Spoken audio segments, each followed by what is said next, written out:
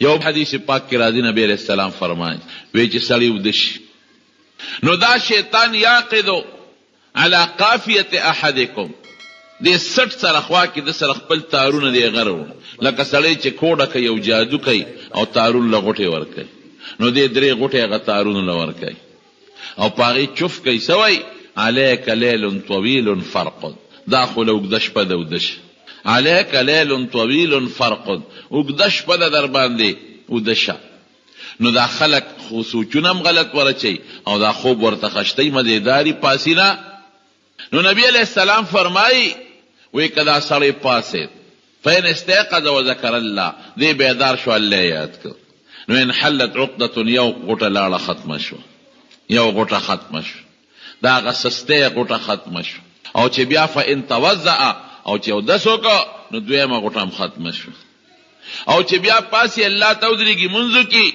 نو دریمه غټه ختم شو نو بیا حضور پاک فرمایي فاصبح نشیطا طیب النفس چې سار پاسی نو دی خوشاله او ظلم خوشاله سکون وی ورتا او دی خشته مدیدار خله هغه صفا ځان داسې صفا محسوسي دا ځل او دا باطن داسې پاک محسوسي او خوشاله و الا او کدا او دسنک پودا خلیونه وینځلا او منځونک نو اصبح خبيث النفس کسلان نو بیا بسی بیا بده خپل کټ کې ناشتي کورسه کې بناشتي او غټ غټ اسویلی بګي او خوب ورځي او دا وجود به تسسس کاری او پریشانه وي دا مخ کې سړی به پریشان نه زنویم حضور پاک فرمایي دا دویم سړی به پریشان په سوچونو کې به مبتلا او په پریشانه کې به مبتلا وردا د شیطان اثرات دي خوب در تخوږي او د مون نه دی منع کوي او وجود کې د سستی پیدا کوي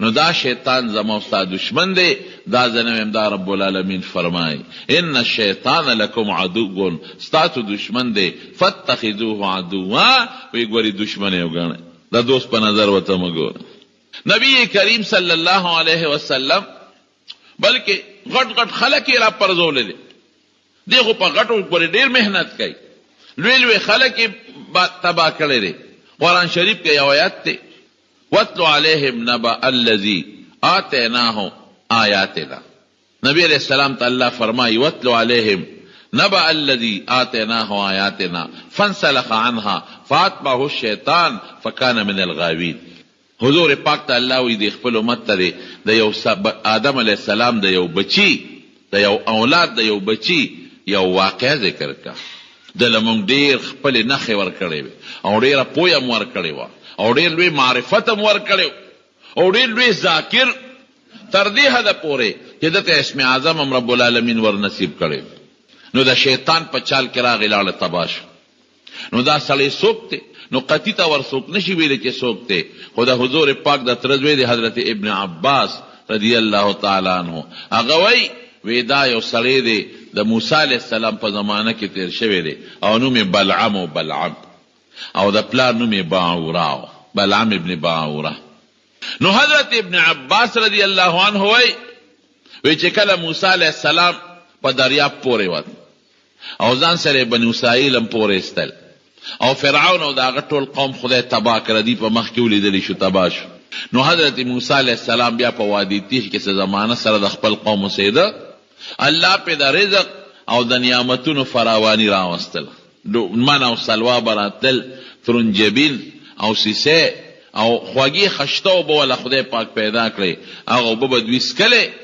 او برنه په پاسه وریځوا دا د خدای نعمتونو دی عراقی طرف ته یو قوم سیداغه مشرکانو بت پرستانو نو موسی اغید علاقیل بلقاو نو موسی علیہ السلام ته الله جهاد فرض کړ وی دا قوم دیواله او د بلقا په علاقه باندې حمله وکړه نو حضرت موسی علیہ السلام په زرګونو خپل فوج خپل لخر واغشت دا الله حکم بنی اسرائیل ځان سره مرګري کړل دی هغه علاقه تلاله غي ځان حمله له تیاری خیمه خخ کړي او دا الله مدد ور سره دی دا غ علاقه چې کوم بادشاہ دی ا کافر دی بت پرس اندو مشرک چې د بوتانو سجده کوي هغه سره ډېر لوی طاقت دی ډېر لوی فوج دی او ډېر لوی لښکر دی وسره خدا غ ذهن کې او سوچ راغی هغه وی چې یاره د دې سړي د دې موسی په مقابله کې علیه السلام خو فرعون غوندې لوی بهادر سړی چې هغه زمانه کې داسې طاقت و لکه دې زمانه کې امریکا سپر طاقت، هغه خدای ریس مریس کا تباه شو. نو اصله مونږ چې ته تباه و برباد نشو. نو د دې کافر بادشاه پر رعیت کې یو سړی اوسېده، نیک سړی و راهب و عبادت پې کاو، د هغه نوم بلعام ابن باعوره، ډېر بزرګ په جونګله کې به اوسېده او د الله تعالی عبادت پې کاو او صاحب د معرفتو او اسم اعظم یې یادو چې څه دعا به کوله هغه د خدای خاص نوم به واغشت نو رب العالمین به دعا قبلوله.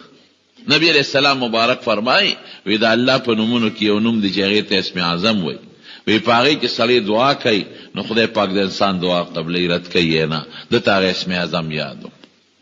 نو دا بادشاه کافر دا هغه د خپلو وزیرانو ته وی چې یاره دې بلعام ابن باعوره ته به ووایو چې د موسی علیه السلام ورد لښکر ته خیري وکړي، دا مذهبي سړی به په دې مذهبي سړي ووو.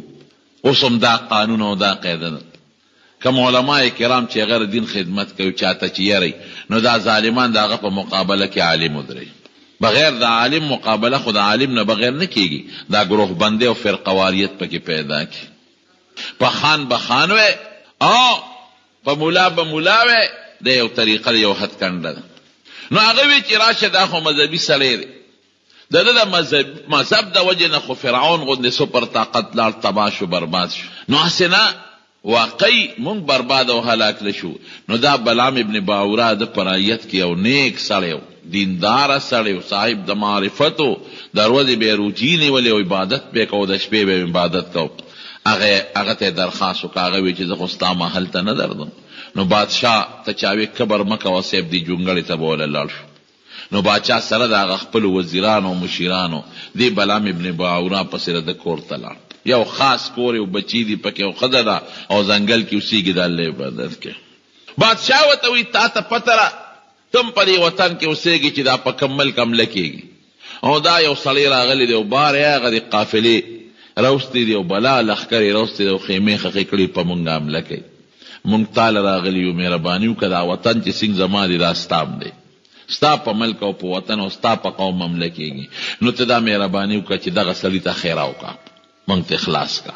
بلعام ابن باعوره وی داسې نشي کېدی، لیس هکذا یکون دیني و دینه واحد، وی زما ورده خو یو دین دی، زه ورته څنګه خیره وکړم؟ ما و دې خو په یو دین یو. خیر د پیسو لالچ یې ورکړه غرت، دمکې وله ورکړی غیرت کړی، بالکل داسې نه کېږي. او که ته مې ډېر پریشانه کې او تنګی به نو زه ستا د وطن نه هجرت کوم. بادشاه خو پوه شو که دې اوس په دې مجبوره کم او دې تنګ کم او د هجرت وکړو د موسی علیه السلام سره ملګری شو. نو یو خو د موسی خپل طاقت دی، یو به ورسره دې ملګري شي، بیا موږ چې ته ټینګېدی شو. هغه ته خو پته وه چې دته اسم اعظم یاد دی چې د دعا کوي نو خدای پاک هغه دعا قبلوي. نو دې ته هم دونه نه مجبوره و چې دې د دې وطن نه هجرت وکړي او د موسی علیه السلام لښکر سره ملو شي. نو دې شیطان ګوره حد کنډه است. قرآن شریف کې الله وایي فاتبعه الشیطان فکان من الغاوین. شیطان لګېدلی دی ورپسې په یو طریقه راګیری، دله خو چالونه ورځي، سکیمونه ورځي، سازشونه ورځي، کله ځان نه بوډا جوړ کړي او کله ځان نه خان جوړ کړي او کله ځان نه افسر جوړ کړي او کله ځان نه یو غریب سړی ملنګ جوړ کړي. په مختلفو طریقو لګیا دی. دې کوشش دی چې د الله د دې بندګانو د خدای په منځ کې به دوري او لرېوالي څنګه پیدا کړم، الله به څنګه د خپل بنده نه خفه کړم. او دا د آدم علیه السلام اولاد چې د نیکه د لاس نه زما 80,000 کاله عبادت په اوبولو شوی دی چې دې څنګه دوزخ ته ځان سره ملګری کړم. دې سوچ دی لګیا دی په خپل سوچ کې او په خپل میشن کې. خپل میشن کې کامیاب روان دی، اوس نن سبا تیزی سره کامیاب روان دی. دنیا خلق دی کافرانه خو یو طرف ته کړي دي، خو جهنم خشاک کړي دي، او مسلمانانو کې هم لګیا دي خپل کوشش کوي په زبردست محنت او خپل بچي او مختلف ګروپونو ځان له سیستم روان دي. لکه څنګه چې دلته کې زمونږ یو سیستم روان دی، دا پکې د فوج اداره ده او دا د ججانو اداره ده او دا د وزیران دي او دا زمینداران دي، پټي به کوي او دا به زراعت کوي او دا به هسپتال چلی او دا یو سیستم دارنګې د هغې خپل ځان دی او مستقل نظام روان، بلکې دا زمونږ سیستمونه د هغه روان دي. دا چلونه هغه ښیي دې خلکو ته، هغه دی د لګیا دی او د خلکو ته په مختلفو طریقو باندې لګیا دی، کوشش کوي. چاته انټرنیټ ور مخکې کړی دی، ماشومان او واړه بچي هغې ځان د انټرنیټ په ذریعه باندې د امریکې او د برطانیې او د هندوستان ډمو سره پیوس کړي دي. که ته هندوستان ته نشې تللی فلم نشې کتې او ته برطانیې ته نشې کتلی او بربنډ نشې کتې نو کور کې مې درته شی برابر کړی دی. دې نه تکله شه شابه او ګوره چې څه دې خوښوي هغه ګوره. دا راده سکیمونه دي، دا د سازشونه دي او مختلفې طریقې او هتکنډې دي وروڼو. نو هغه د سکیم سازش دا جوړ که بادشاه ته وایي ګوره داسې وکړه، زړه کې اوس القا خپل شرارت ورته ورچوي. د دواړو جهانو سردار فرمایي زه نه ویم. رسول الله مبارک فرمایي وی د هر انسان دې زړه ته دلته کې مخامخ یو طرف ته شیطان ناست دی، د هغه نوم وسواس دی. هغه ورته وسوسه القا او شر د ګنده خبرې ورچوي، د شر خبرې. بل طرف ته ورته فرشته ناسته ده، د هغه فرشتې نوم ملهم دی او ته د خیر خبرې چوي. ان للشیطان لمبه بقلب ابن آدم. شیطان د پاره ان للشیطان لمه بقلب ابن آدم یو وسوسه چي. او وللملک لمه الته فرشته لګیا دا هغه ته هغه خیر چي. ته نه یو لمو چې دا کار وکړه بل چې دا کار وکړه. دا د خیر کار ته هغه فرشته چې ملهم وته وي، الهام دا هغه د خیر کار دی او دی بل ته وسواس وي. دی لګیا د هغه بادشاه ته وي چې ګوره درته یو طریقه خیم داسې وکړه چې دا بلعام به پرې راګیری چې د ښځه ده او ښځې له لالچ ورکړه. ښځې نه سړی بیا مجبوری یاره دا خو ټیک ده. نو د ښځې قوم خو شته که نه؟ د ښځې غرونه شته، د ښځې خویندې شته، خورینې شته، د ښځې رویرونه شته. په هغه طریقه او خو دې بادشاه دی، د دې بلقا بادشاه دی ښځې ته رجسټري وکړه. سره زر وی درته درکو، مال وی درته درکو، پیسې وی درته درکو. دا خاوند یې مجبوره کړه چې دې زمونږ ومني او دې موسی علیه السلام ته خیر وکړي. دې نه بغیر نه کېږي. هغه ښځه ورته لګیا شوه دا خو زمونږ قوم. ښځې ګورې مه مې تنګوه، نه دا وطن به پرېږدم. وطن پرېږدی بچي به څه کوي، زه به څه کوم، زما قوم به څه کوي. حتی که د ښځې په ذریعه باندې په دغه سازش باندې دغه د بلقا بادشاه کامیاب شو او شیطان خپل مشن کې کامیاب شو او هغه بلعام ابن باوره په دې خبره مجبوره کړه چې حضرت موسی علیه السلام او هغه قوم بني اسرائیلو ته خیر وکړي. سره دې کې د استخاره هم کړې ده. یو ځل استخاره وکړه چې کله دې ښځې را مجبوره کړه، استخاره کې دته سخت تنبیه ورکړی شوه چې پام کو برباد به شو، ګورې دا کار ومه کوه. دوباره بیا استخاره وکړه، بیا سخت تنبیه میلاو شه چې ګورې پام کوه دا ما پیغمبر دی، الله پیغمبر دی، او ګورې دا سازشونه مه کوه ته تباه کېږي او بربادې. لیکن ښځې نه مجبور شو. ښځه خو سړي ته ماسخوتن هم دلته غوږ ته ټک ټک کوي، قرار کوي، او سهار هم ورته دلته کې غوږ ته کر کر کوي او قرار ورته کوي. سړی خو د ښځې نه مجبوری. ښځې خو لالچ ولیده او ښځه لګیا ده او بچي م ورته لمسه وه او شا به ګورې د بادشاه دی دا به څه کوو، ته به هجرت وکړې دا بچي به دې څه کوي. دې ته یې مجبوره کړه چې د به نه مې پرېږدی نو زه به ډېره ښه ده. یو خر یو په هغې د پاسه سور او یو مقام دی هغې ته غر متخیجم چې هلته موسی علیه السلام او د هغه قوم ته خیره وکړم. ابن عباس رضی الله عنه فرمایي وی چې څه منځې لاړ نو خر نه ته دې لګیا دی هغه خر. ګوره الله بیا هم انسان سره مدد کوي. استخاره کې ورسره مدد وکړه خو ظالم ونه منه، په بله استخاره کې مدد وکړه خو ظالم سترګې لندې دي د ښځې د لاسه. خر نه ځي دې لګیا دی خر وی خر ورسره خبرې وکړې وی زه څوک هم فرشتې مې مخې ته ولاړې دي نه مې پرېږدي، فرشتې مې نه پرېږدي څوک هم. لیکن دو سترګې لندې شوي دي که قرآن شریف کې الله فرمایي واتلو علیهم نبأ الذي آتیناه آیاتنا. موږ وله معرفت نښې ورکړې، کرامتونه هم ورکړې، پویه هم وله ورکړې ده. نو څه چلې وکړه فانسلخ منها سې پرېښودل. د ښځې په محبت کې د شیطان په اثر د ښځې په محبت کې لون شو. فاتبعه الشیطان. قرآن کې الله فرمایي فکان من الغاوین. شیطان لګیا دین ښځې دی. خر وی نظم بس خر نه کوز شو او لړ روان شو. چې ولاړ د بني اسرائیلو مخالف چې دا کوم بادشاه دی ته د فوجي خلک ورسره دي، کسان ورسره دي او په لوی دوم دام کې روان کړی دی. لګیا دی اوس هلته کې جامې ځان نه وشلولې، خپله طریقه استعمال کړه او لګیا دی خیرش کوي د بني اسرائیل او د موسی علیه السلام دپاره او د خپل قوم دپاره دعا کوي. خبره لوړې کېږي دی چې وایي خدای موسی علیه السلام هغه ته خیره کوي نو په خولې د بادشاه نوم راځي، بني اسرائیلو ته خیره کوي نو په خولې د خپل قوم نوم راځي، چې خپل قوم ته دعا کوي نو په خولې د بني اسرائیلو نوم راځي، چې خپل قوم مشر ته دعا کوي د موسی علیه السلام نوم راځي. هغه پوج پولیسو ته وي بیخ دی وځه ته موږ راوستې سله وی او کیسه ته خو موږ ته خیرې کې هغې ته دعاګانې کې وی زما جبه زما د اختیار نه وتې ده بس ختمه ده. دا جبه د چا په اختیار چلیږي؟ د الله په اختیار. پټینه غوندې جبه ده، د غوښې یو ټوکړه ده او د افشات او پسې هوا را روانه ده. زم د خدای د قدرت به مونږ کم ځای کې ومنو؟ ای بندگانو کم ځای به ومنئ؟ د الله ستې تکوه کنه دومره آواز کوي شاته پسې پکې ولګوه چې د هوا سره د پسې د خولې نه تیز هوا را روانې، لیکن هغه پورې آواز ته نشي استې کوم چې د پټینې جبې او د غاښونو نه ستا کم تیز آواز روان دی. دا ستا په اختیار نه ده روان، دا د چا په اختیار روانه ده؟ د الله په اختیار. دا جبه دې په دې خوله کې یو ځای سره لګي نو دال ته روزي، نو بل ځای سره لګي نو قاف ته روزي، نو بل ځای سره لګي نو فی ته روزي، نو بل ځای سره لګي نو واو ته روزي، نو بل ځای سره لګي نو نون ته روزي. ځکه لکه ستا اختیاري نو دا جبه د قاف غځای سره وجنګوه او ته واو راو باسه کنه، تی د بیا غځای سره وجنګوه او ته سین راو باسه کنه، او د سین غځای سره وجنګوه او جیم ته راو باسه کنه. لکه په دې بم خدای نه منو، دا د خدای نظام نه دی. یو جبه ده د غاښ یو سین به روزي، بل ځای سره لګوه صاد به روزي، بل ځای سره لګوه دال به روزي. زه د یو مخرج نه د بل مخرج حرف وباسه تا ته به زه نه روی. نو ورته څه وایي بلعام؟ وی جبه مې اختیار نه وتې ده، د بل په اختیار چلیږي. نو رب العالمین قرآن شریف کې فرمایي چې دا خیریه وکړه، خیریه د په حق کې قبول شوې، د قوم په حق کې قبول شوې. موسی علیه السلام قوم کې هغه دعا لاړه لیکن جبه یې راوویستله، سینه باندې پرېوته. کل قرآن شریف کې سپي په شان شو، د سپي په شان جبه لاندې راله او په دې سینه د پاسه پرېوته. په ټولو حیواناتو کې ګنده حیوان هغه سپی دی که نه، سپی جبه بار ده. په ټولو حیواناتو کې په تکلیف کې ساه اخلي سپی اخلي. ټولو حیواناتو ته انسانانو ته خدای ساه غشتل آسان کړي دي، څوک پرې ډوبېږي نه. یو سپی دی چې هغه ساه اخلي، هغه تاسو تپوس وکړئ حیواناتو ماهرینو نه، او په ډېر تکلیف او په سختۍ باندې ساه اخلي. او که چېرته خوشحاله دی او که خفه دی جبه به بار پرته وي، د سپي جبه به باري. دقسې جبه بار راووتله. بس چې دی پوه شو چې زه خو لاړم او تباه شم او برباد شم، نو ورته وی خوس درته یو چل ښیم، هغه قوم ته وی وی بس زه خو م غرق کړم، زما د سوونو کالو عبادت خو م په اوبو لو کړ، زما خو هغه اسم اعظم او معرفت لال ختم شو.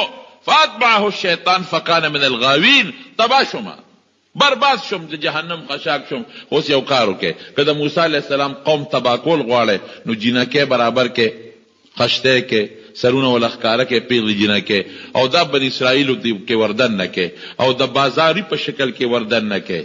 چاله یو شی ورکه چې دا خرڅوم، چاله بل شی ورکه چې دا خرڅوم.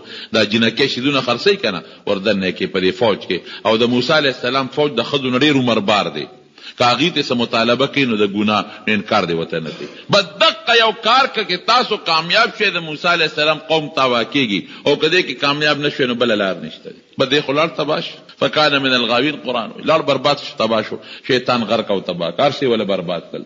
قوم یې وی چې بس دا به وکړو، جینکې تیارې کړل، خشته جینکې وکتې، سرونه یې وله سرتور کړل، او چاله یو پیوي ورکړل چې ورشه دا خرڅوي، چاله یې پردغاښونه. مثال زه در کوم، هغه زمانه کې هر څه چې و، چاله مثلا یو شی ورشه دا خرڅوه، دا خرڅوه، دا خرڅوه، هغه جینکې لګیا دي او بني اسرائیلو کې سامانونه خرڅوي. موسی علیه السلام قوم ته وایي دا مه پرېږده دا جینکې، دا لرې کې ورکې کې دا جینکې، تباه کېږي وسر. نه نه موسی علیه السلام دا مونږ به د خوراک ته ضرورت دی، د کمې به مونږ راوړو. اوس دا هتکنډې استعمالیږي که نه استعمالیږي؟ بعینه همغه شکل روان دی. تاسو ګورئ په دې بازارونو کې او په دې کورونو کې چا سره لکس چکې وي او په کورونو کې جینکې ګرځي او خرڅوي، او څوک یو شی خرڅوي، څوک دا انجیوز والا جینکې په دې کوڅو کې ګرځي که نه ګرځي؟ څوک یو شی خرڅوي، څوک بل شی. ما ته مخکې چا وی جینکې په کوڅو کې ګرځېدې، موبایل یې ورسره وی هغې خرڅولې په کوڅو کې دننه، چې دا د کمپنۍ د مشهورتیا دپاره موږ دا څیزونه خرڅوو. د دواړو جهانو سردار فرمایي الله اکبر، څه رښتونی پیغمبر دی. وی چې په بني اسرائیلو کې کم څیزونه تیر شوي دي، زما امت کې به بعینه هغه څیزونه راځي. حذو النعل بالنعل، لکه پاڼه چې سینګ سپلی چې سپلی سره سینګ برابر ده، یو سپلی او د بلې سپلی منځ کې فرق وي نه، دا قصه چې هغې کې څه تیر شوي دی به زما امت کې راځي. تر دې حده پورې که بني اسرائیلو کې چې خپلې مور سره بدعملي کړي، وی زما امت کې به هم داسې خلک پیدا شي چې خپلې مور سره بدعملي کوي.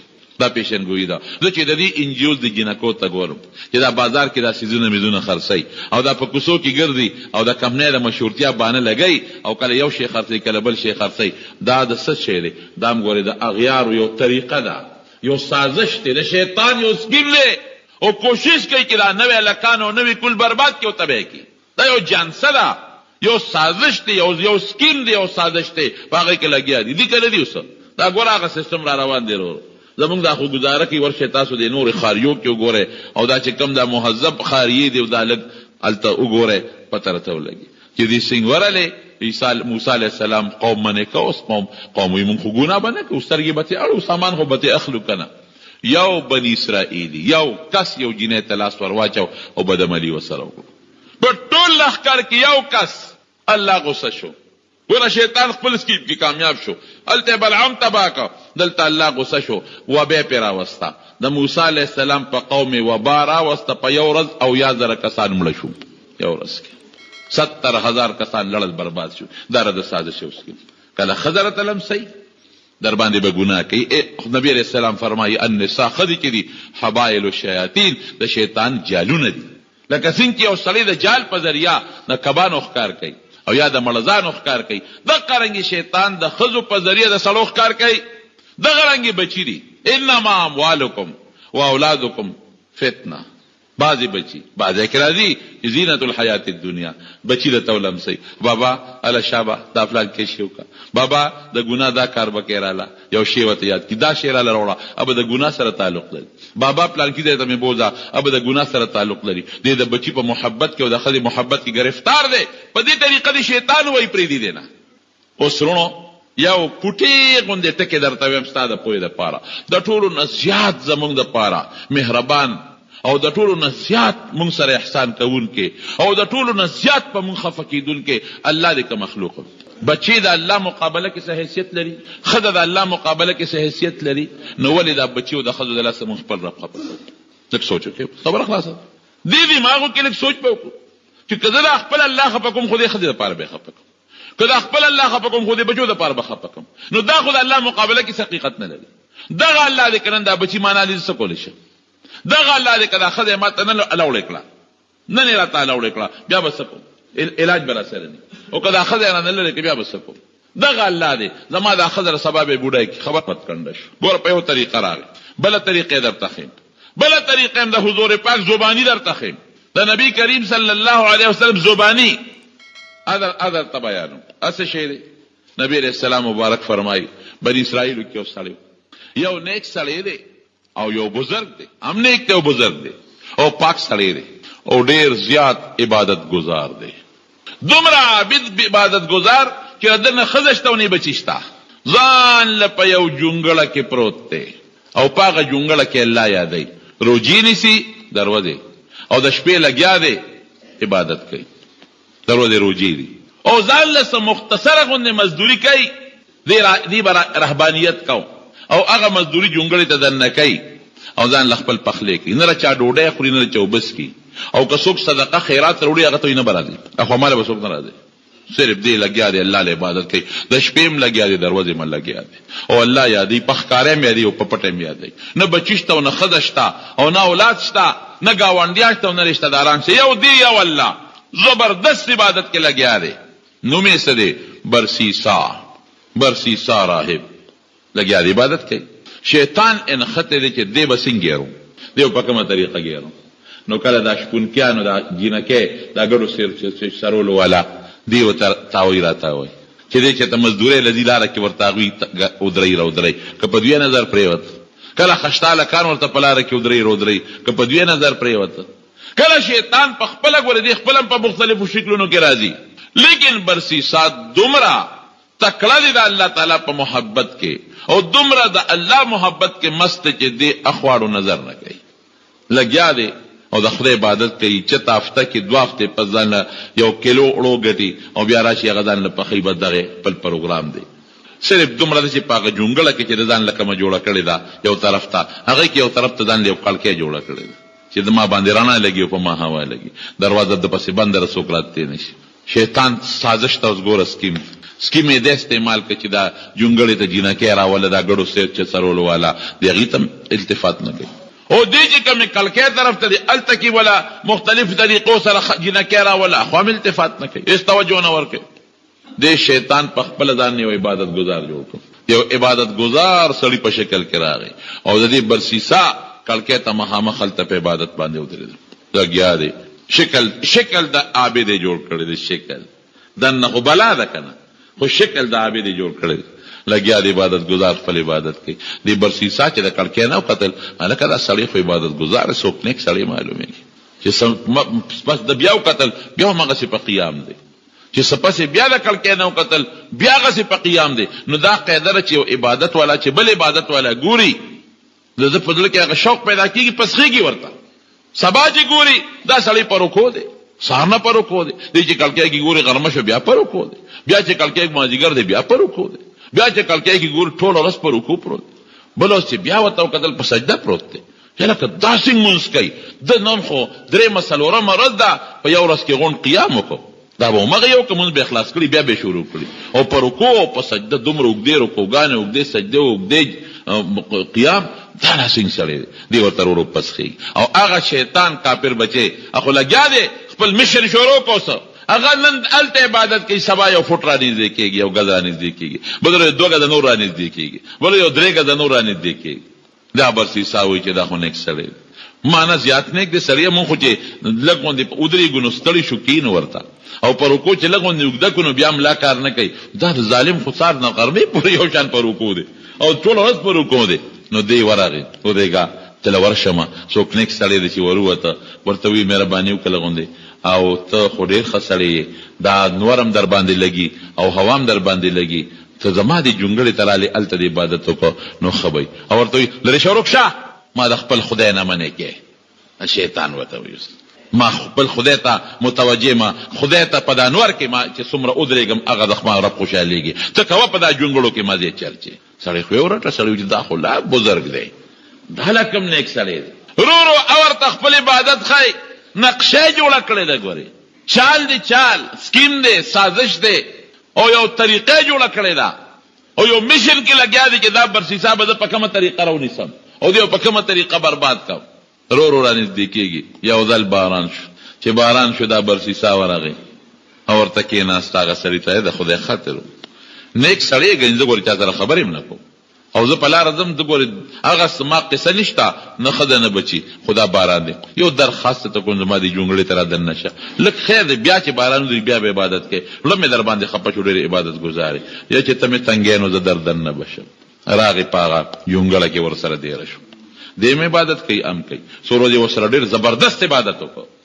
داسې د مقابلې عبادت یې وکړه که نه، هغه یو بل سره څه ورته وایي، هغه سخت د مقابلې عبادت. چې برسیسا وایي چې خدای نو زما څه عبادت دی، زه خو خوب کوم، دی خو لګیا دی، دی خدله خو خوب هم نه ورځي، زه خو پکې ډوډۍ مخورم او ځان له نوړی ډوډۍ پخوم، دی خو ډوډۍ باندې هم نري پناره او په تنده لګیا دی. چې څو ورځې تېرې کړې دغه سړی دی برسیسا ته وایي چې باس زه نو ځم. چرته دی؟ نه زه خو داسې نه کوم، که زه خو یو علاقه کې عبادت کوم چې هلته مې خلک وپېژني، ریاکاري خو نه کوم. بیا بلې علاقې ته ځم، یاره جي زما سره بس ته ښې او ډېر ښه عبادت کوې. وایي نه نه نه به دې ځای نه ځم، چې کله سړي ځي که نه یو دوست نه لږې لږه نرمي م راشي. ورته وایي یاره یو کار دا شیطان ورته اوس وایي، وایي زه خو ځم، خو زما د پلار په نیکۍ یو تجرباتي دعا د هغه دم دی، هغه درته ښیم. بس ته مې ولیدې چې ته م ښه سړی او مدرې د باران نه دې راله پنۍ هم راکړه، یو دم درته ښیم. داسې دم درته ښیمه که نه چې په چا څه قسمه بیماري تکلیف یو ته په هغه دم به جوړېږي. به دا برسیسا ورته وایي نه نه صاحب دمونه ماته مه ښایه، دم سره مې تعلق نشته، زه به دمونه په خلکو اچوم که زه به خپل عبادت کوم، په خلکو به دمونه اچوم. وی ولې دا خدمت خلق نه دی څه، چې یو سړی ناجوړ شي او ته دم کې جوړ شي او عبادت وکړي نو ستا ثواب پکې نه کېږي څه، ته خو روغ نه، ته خو لیونی. او که یو سړی لیونی شي او ته پې دم واچي او جوړ شي د خدای عبادت به نه کوي څه، دا ګناه ده. او برسیسا وایي چې دا خبره خو دې ټیک ده، واقعي دا خو چې په خلکو دمونه اچوم خلک جوړېږي او هغه عبادت کوي، زما به ثواب کېږي. وایي ښه ده راته وښایه، یو دم یې ورته وښو، دې ته لاړ. چې دم یې ورته وښو چې ته څوک غریب دی مزدورۍ پسې تللی دی، دا برسیسا او مزدوري کوي، هلته یو سړی بیمار دی، چغې وایي په خېټه مې دړ، په خېټه مې دړ، بیمار دی. څوک وایي حکیم راولئ، څوک وایي ډاکټر. برسیسا ورغی خواشی دی، ادم یې پې چوپ کړ، سړی ټیک شو. هغه برسیسا والا هغه بل بیمار، بل روره شی شروع شو، او چې څوک نه جوړه کېږي دلی بوځي او دې پې دم اچوي ټیک کېږي. خبره مشوره شوه، چې خبره مشوره شوه د بادشاه لور باندې لیونتوب راغی. ګوره که نه سکیم ته ګوره اوس که نه، هغه خپل مشن ته ګوره په کومه طریقه تاویږي. د بادشاه په لور لیونتوب راغی، منډې ترړې نه جوړېږي. چا ورته وایي صاحب هغه جونګړه کې یو سړی دی، بابا دی، ډېر نیک سړی دی، او صاحب چې په چا دم اچوي نو خدای پاک یې جوړوي. ورشه ولې دله چې راغی نه زه خو بادشاه محل ته نه ځم، زه خو دلته خپل عبادت کوم، دلته به دله راولو چې راوستله چې دم یې پوچو جنۍ جوړه شوه. څو ورځې پس بیا لیونتوب راغی.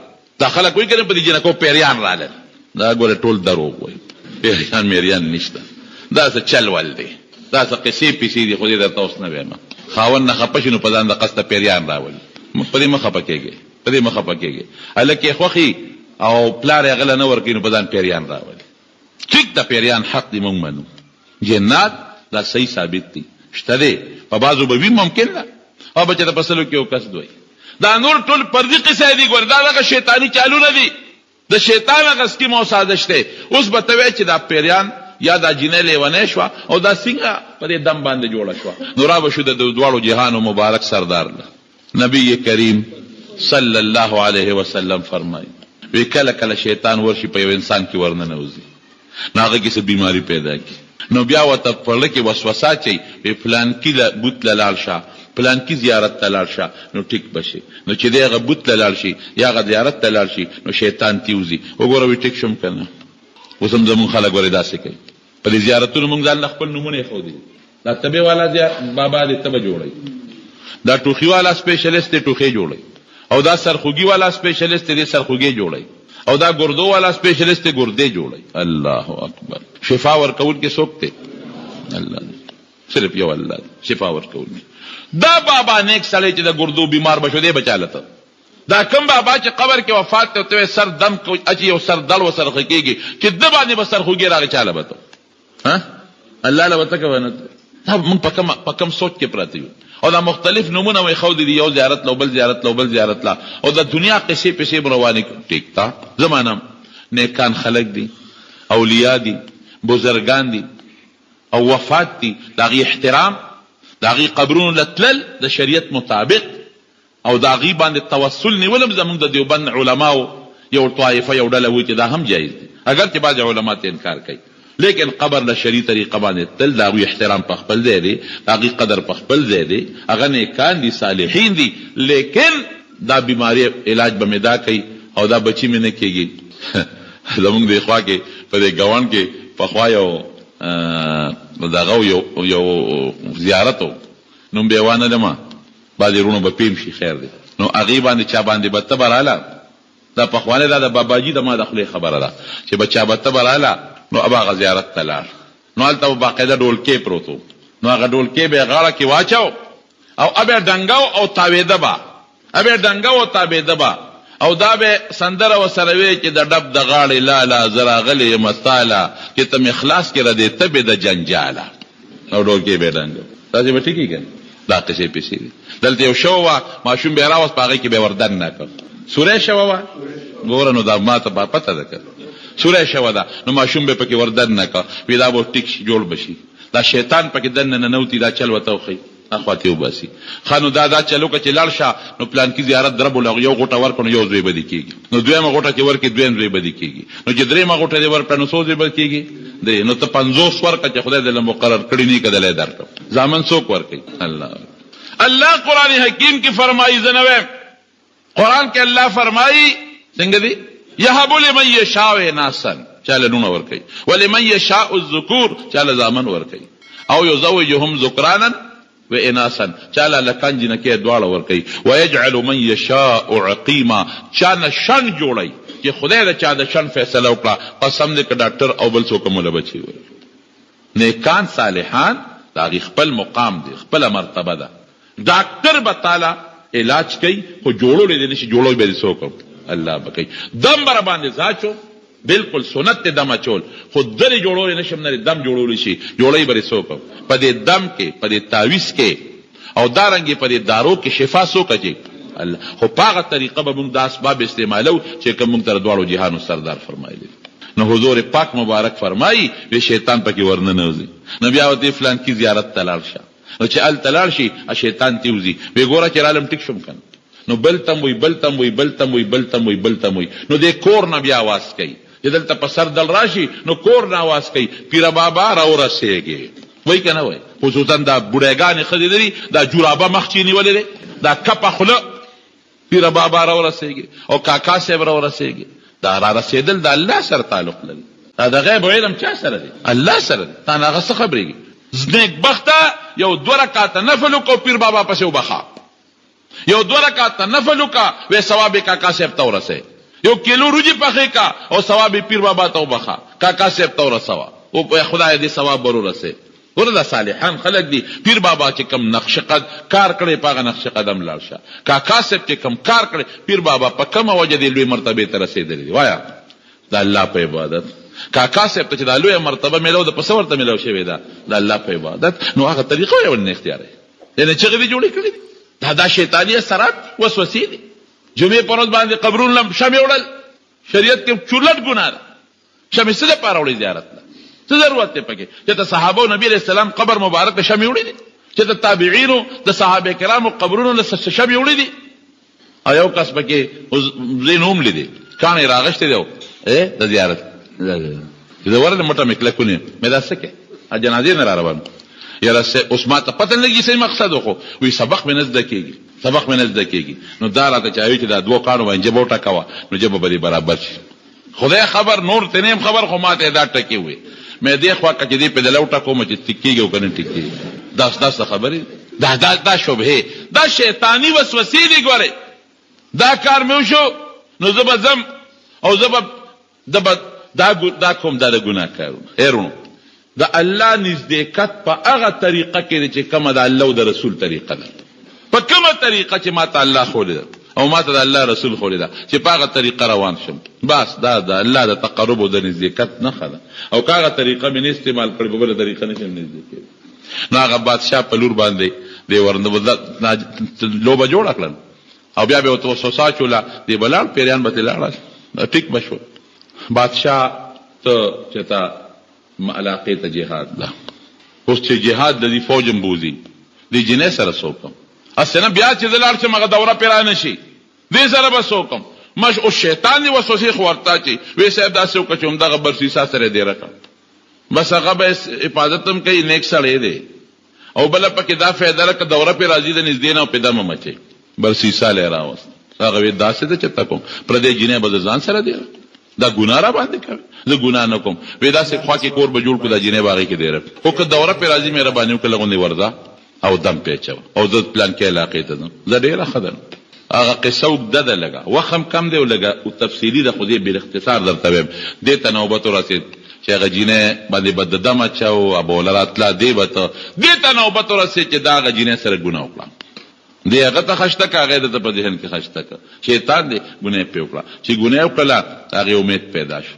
اوس بس کېږي اوس خو بادشاہ راغی به چې دا څه چل کړی دی اجنه مړ کړه او خخه کړی یو ځای ګوره یو په دینه وکړه دوی مې په څه چلو کو قتل یې پیو شیطان چې بادشاہ راغی او تب معلومات وکړل اجنه څه شو دنه تاسو کو جنه زه خو نیم خبر تلیوان تو بسر براغلی تختیدلی بچتا هیڅ پته نه لګي درې شاهزادګانو د باچا درې زامن دي درې واړو په یو شپه خوب ولید دی خو خوبونه هم سړي ته ورچي کنه ایو زوی ته شیطان په خوب کې وای چې ورشو ګوره هغه پلان کې دی کې هغه وجلې دا خو کړی دا بل تم درې واړه چې سار پاسې دل درې واړو یو شان خوبونه لیدلو باچا ته بابا ما خدا سے خوب ولید ابو ما خوم داسې ولید ابو ما خوم داسې ولید یا واقع چې د برسیسا دالو بنې کړي چې کم ځای خول درې واړو د شیطان چې لال زیو کنو پکې لوري راوته مړوا الاله شی ومړه پکې راوته اوهو بیا گرفتار کا او په سولې کا بره خېجاو د دار سرتا او سولې کا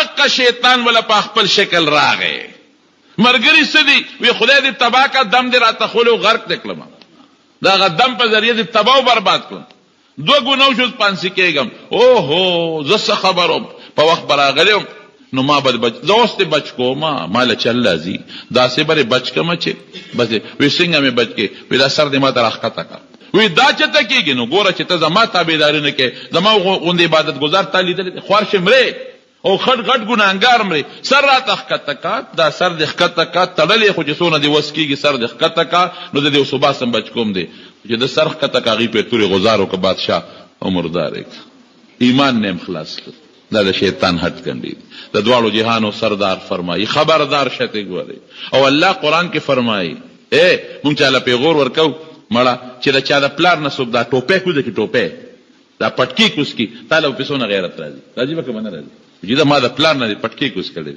دا ما د پلان نه کمیس استری الله دا غیرت مونږ ته اچي سوي وی دا هغه د چې ستا د نیکه حضرت آدم او ستا د نیانې جامې استې دي ينزع عنهما لباسهما ليريهما سوآتهما ستا د نیکه او د نیانې جامې استری بربند کړی دي بل نیانې کې باندې غیرت نشي کولی ان الشیطان لکم عدو ساسو دشمن دی فاتخذوه عدوا دشمن بیگان دغه خطرناک دشمن دی نو داسې طریقې به متقیم چې د دې دشمن نه به مونږ په کومه طریقه ځان ساتو یو سړی هغه به مونږ او داس نه کوو او خدای نه کوو خدای وته دا خدای نیک بخت مونږ بس وي ما خپل پیر صاحب سره بیعت کړی به جنت ته رسي روجه میاش بشاله کر روجه نیک بخت روجه نسا ما خپل صاحب سره هغه ته مرشد پاک وي ما د خپل مرشد پاک سره بیعت کړی بس هغه ما جنت ته رسي هغه ته زمار سم معلوم دي چې کور کې دلته ډوډۍ خورم دینم خبري د دلته چیس کوم هغه نم خبري ته چې ما سره خبره کې خدای دې ګورې دا خبره ما کوه دا ما پیر صاحب نه خبري خیره بدته اوس دا صفت د چا دي تاسو راته وایي رسول الله صلی الله علیه وسلم فرمایي انی لا اعلم وراء الجدار وې دیوال نه پورې غلمات پته نه لګي ها الله وتخی هذا حضور پاک معجزه ده ډیر سيزونه وتعالى د قیامت علامې خودلې دي او ډیر پټ سيزونه وته خودلې دي په زرګونی وته خودلې دي هغه ته موږ د پیغمبر معجزه وایو دا حضور پاک معجزات دي نو دا خدای په سپیړه واله نیک بخت خله به ګونګ شي پیر صاحب دنه خبريږي کاغال ته خپل ځای کې ناشته او دلته ته ناشته او په خبرې کې دنه خبريږي تا نه خبريږي وی خبريږي وی دنه بو لا خدای خيارو وی دا څه وکا دې پیر صاحب له جده روړې وکړه رې ولا کنه دې خپل کور له چې دا کور دې برکت شي وی دا خو صالح خوشاله شو چې دا خدمه کې خیری برابر شو لوړې ولا جوړ کړه مریدان امراض الله دې امراض او چې څنګه راغی نو روجي ولا برابر کړل او خدای سبا پیر صاحب له پخو وی چرګان به ولا پخو موروجي یو غوړه کې به یو چرګ پروتي دا به برابر یو نور ترکارې ډېر هغه چار سي برابر کړل دته غده خمد دار واچولا او پیر صاحب مخه ته غوړه کې خودا او سيزونه او مریدانو ته واچولا دې خدای دا چلو کو چې دې مریدانو ته ورته په غوړه د پاسه چرګان کې خودل د پیر صاحب په غوړه چرګ کې نه خود نور ده کې چې څنګه راستل نو مریدانم غوسه شو چې لکه خو دې زمونږ د پیر صاحب حتی کو ټولو ته په چرګانو په غوړه وان چرګانې خو دې پیر صاحب لري تشریو جوړول چرګ په پاسه نه دی خو او پیر صاحب هم لغون دې غوسه شو نو دا مرید چې دینو دیم دغه شو نو پیر صاحب پوه شو الکه وي تازه ما بیزتی او بیزتی لري راغختم نو ما ډوړې ته ګوره او دې نور ته ګوره بس مرید لاړ کوته کې راواغشت او خدای ته ونیو چې تا ما ته پته وا ما خو یې کته سم شوی دا ما پیر صاحب دې منل دي دا خو تا ما د پیر هتا کو کوي ولی به نور تر چرګان پیر صاحب غوسه شو چې دا ما ډوډۍ څنګه نور ډوډۍ څنګه هغه تر چرګان خو دي او ما ته نشتا وی ښا تا خو چې دا ما پیر د غیب عالم دی علم غیب دی وسره کړ وی یو بالکل وسره شتا نو دته خو ما پروجو کې یو ګوتلان چرګ خو دی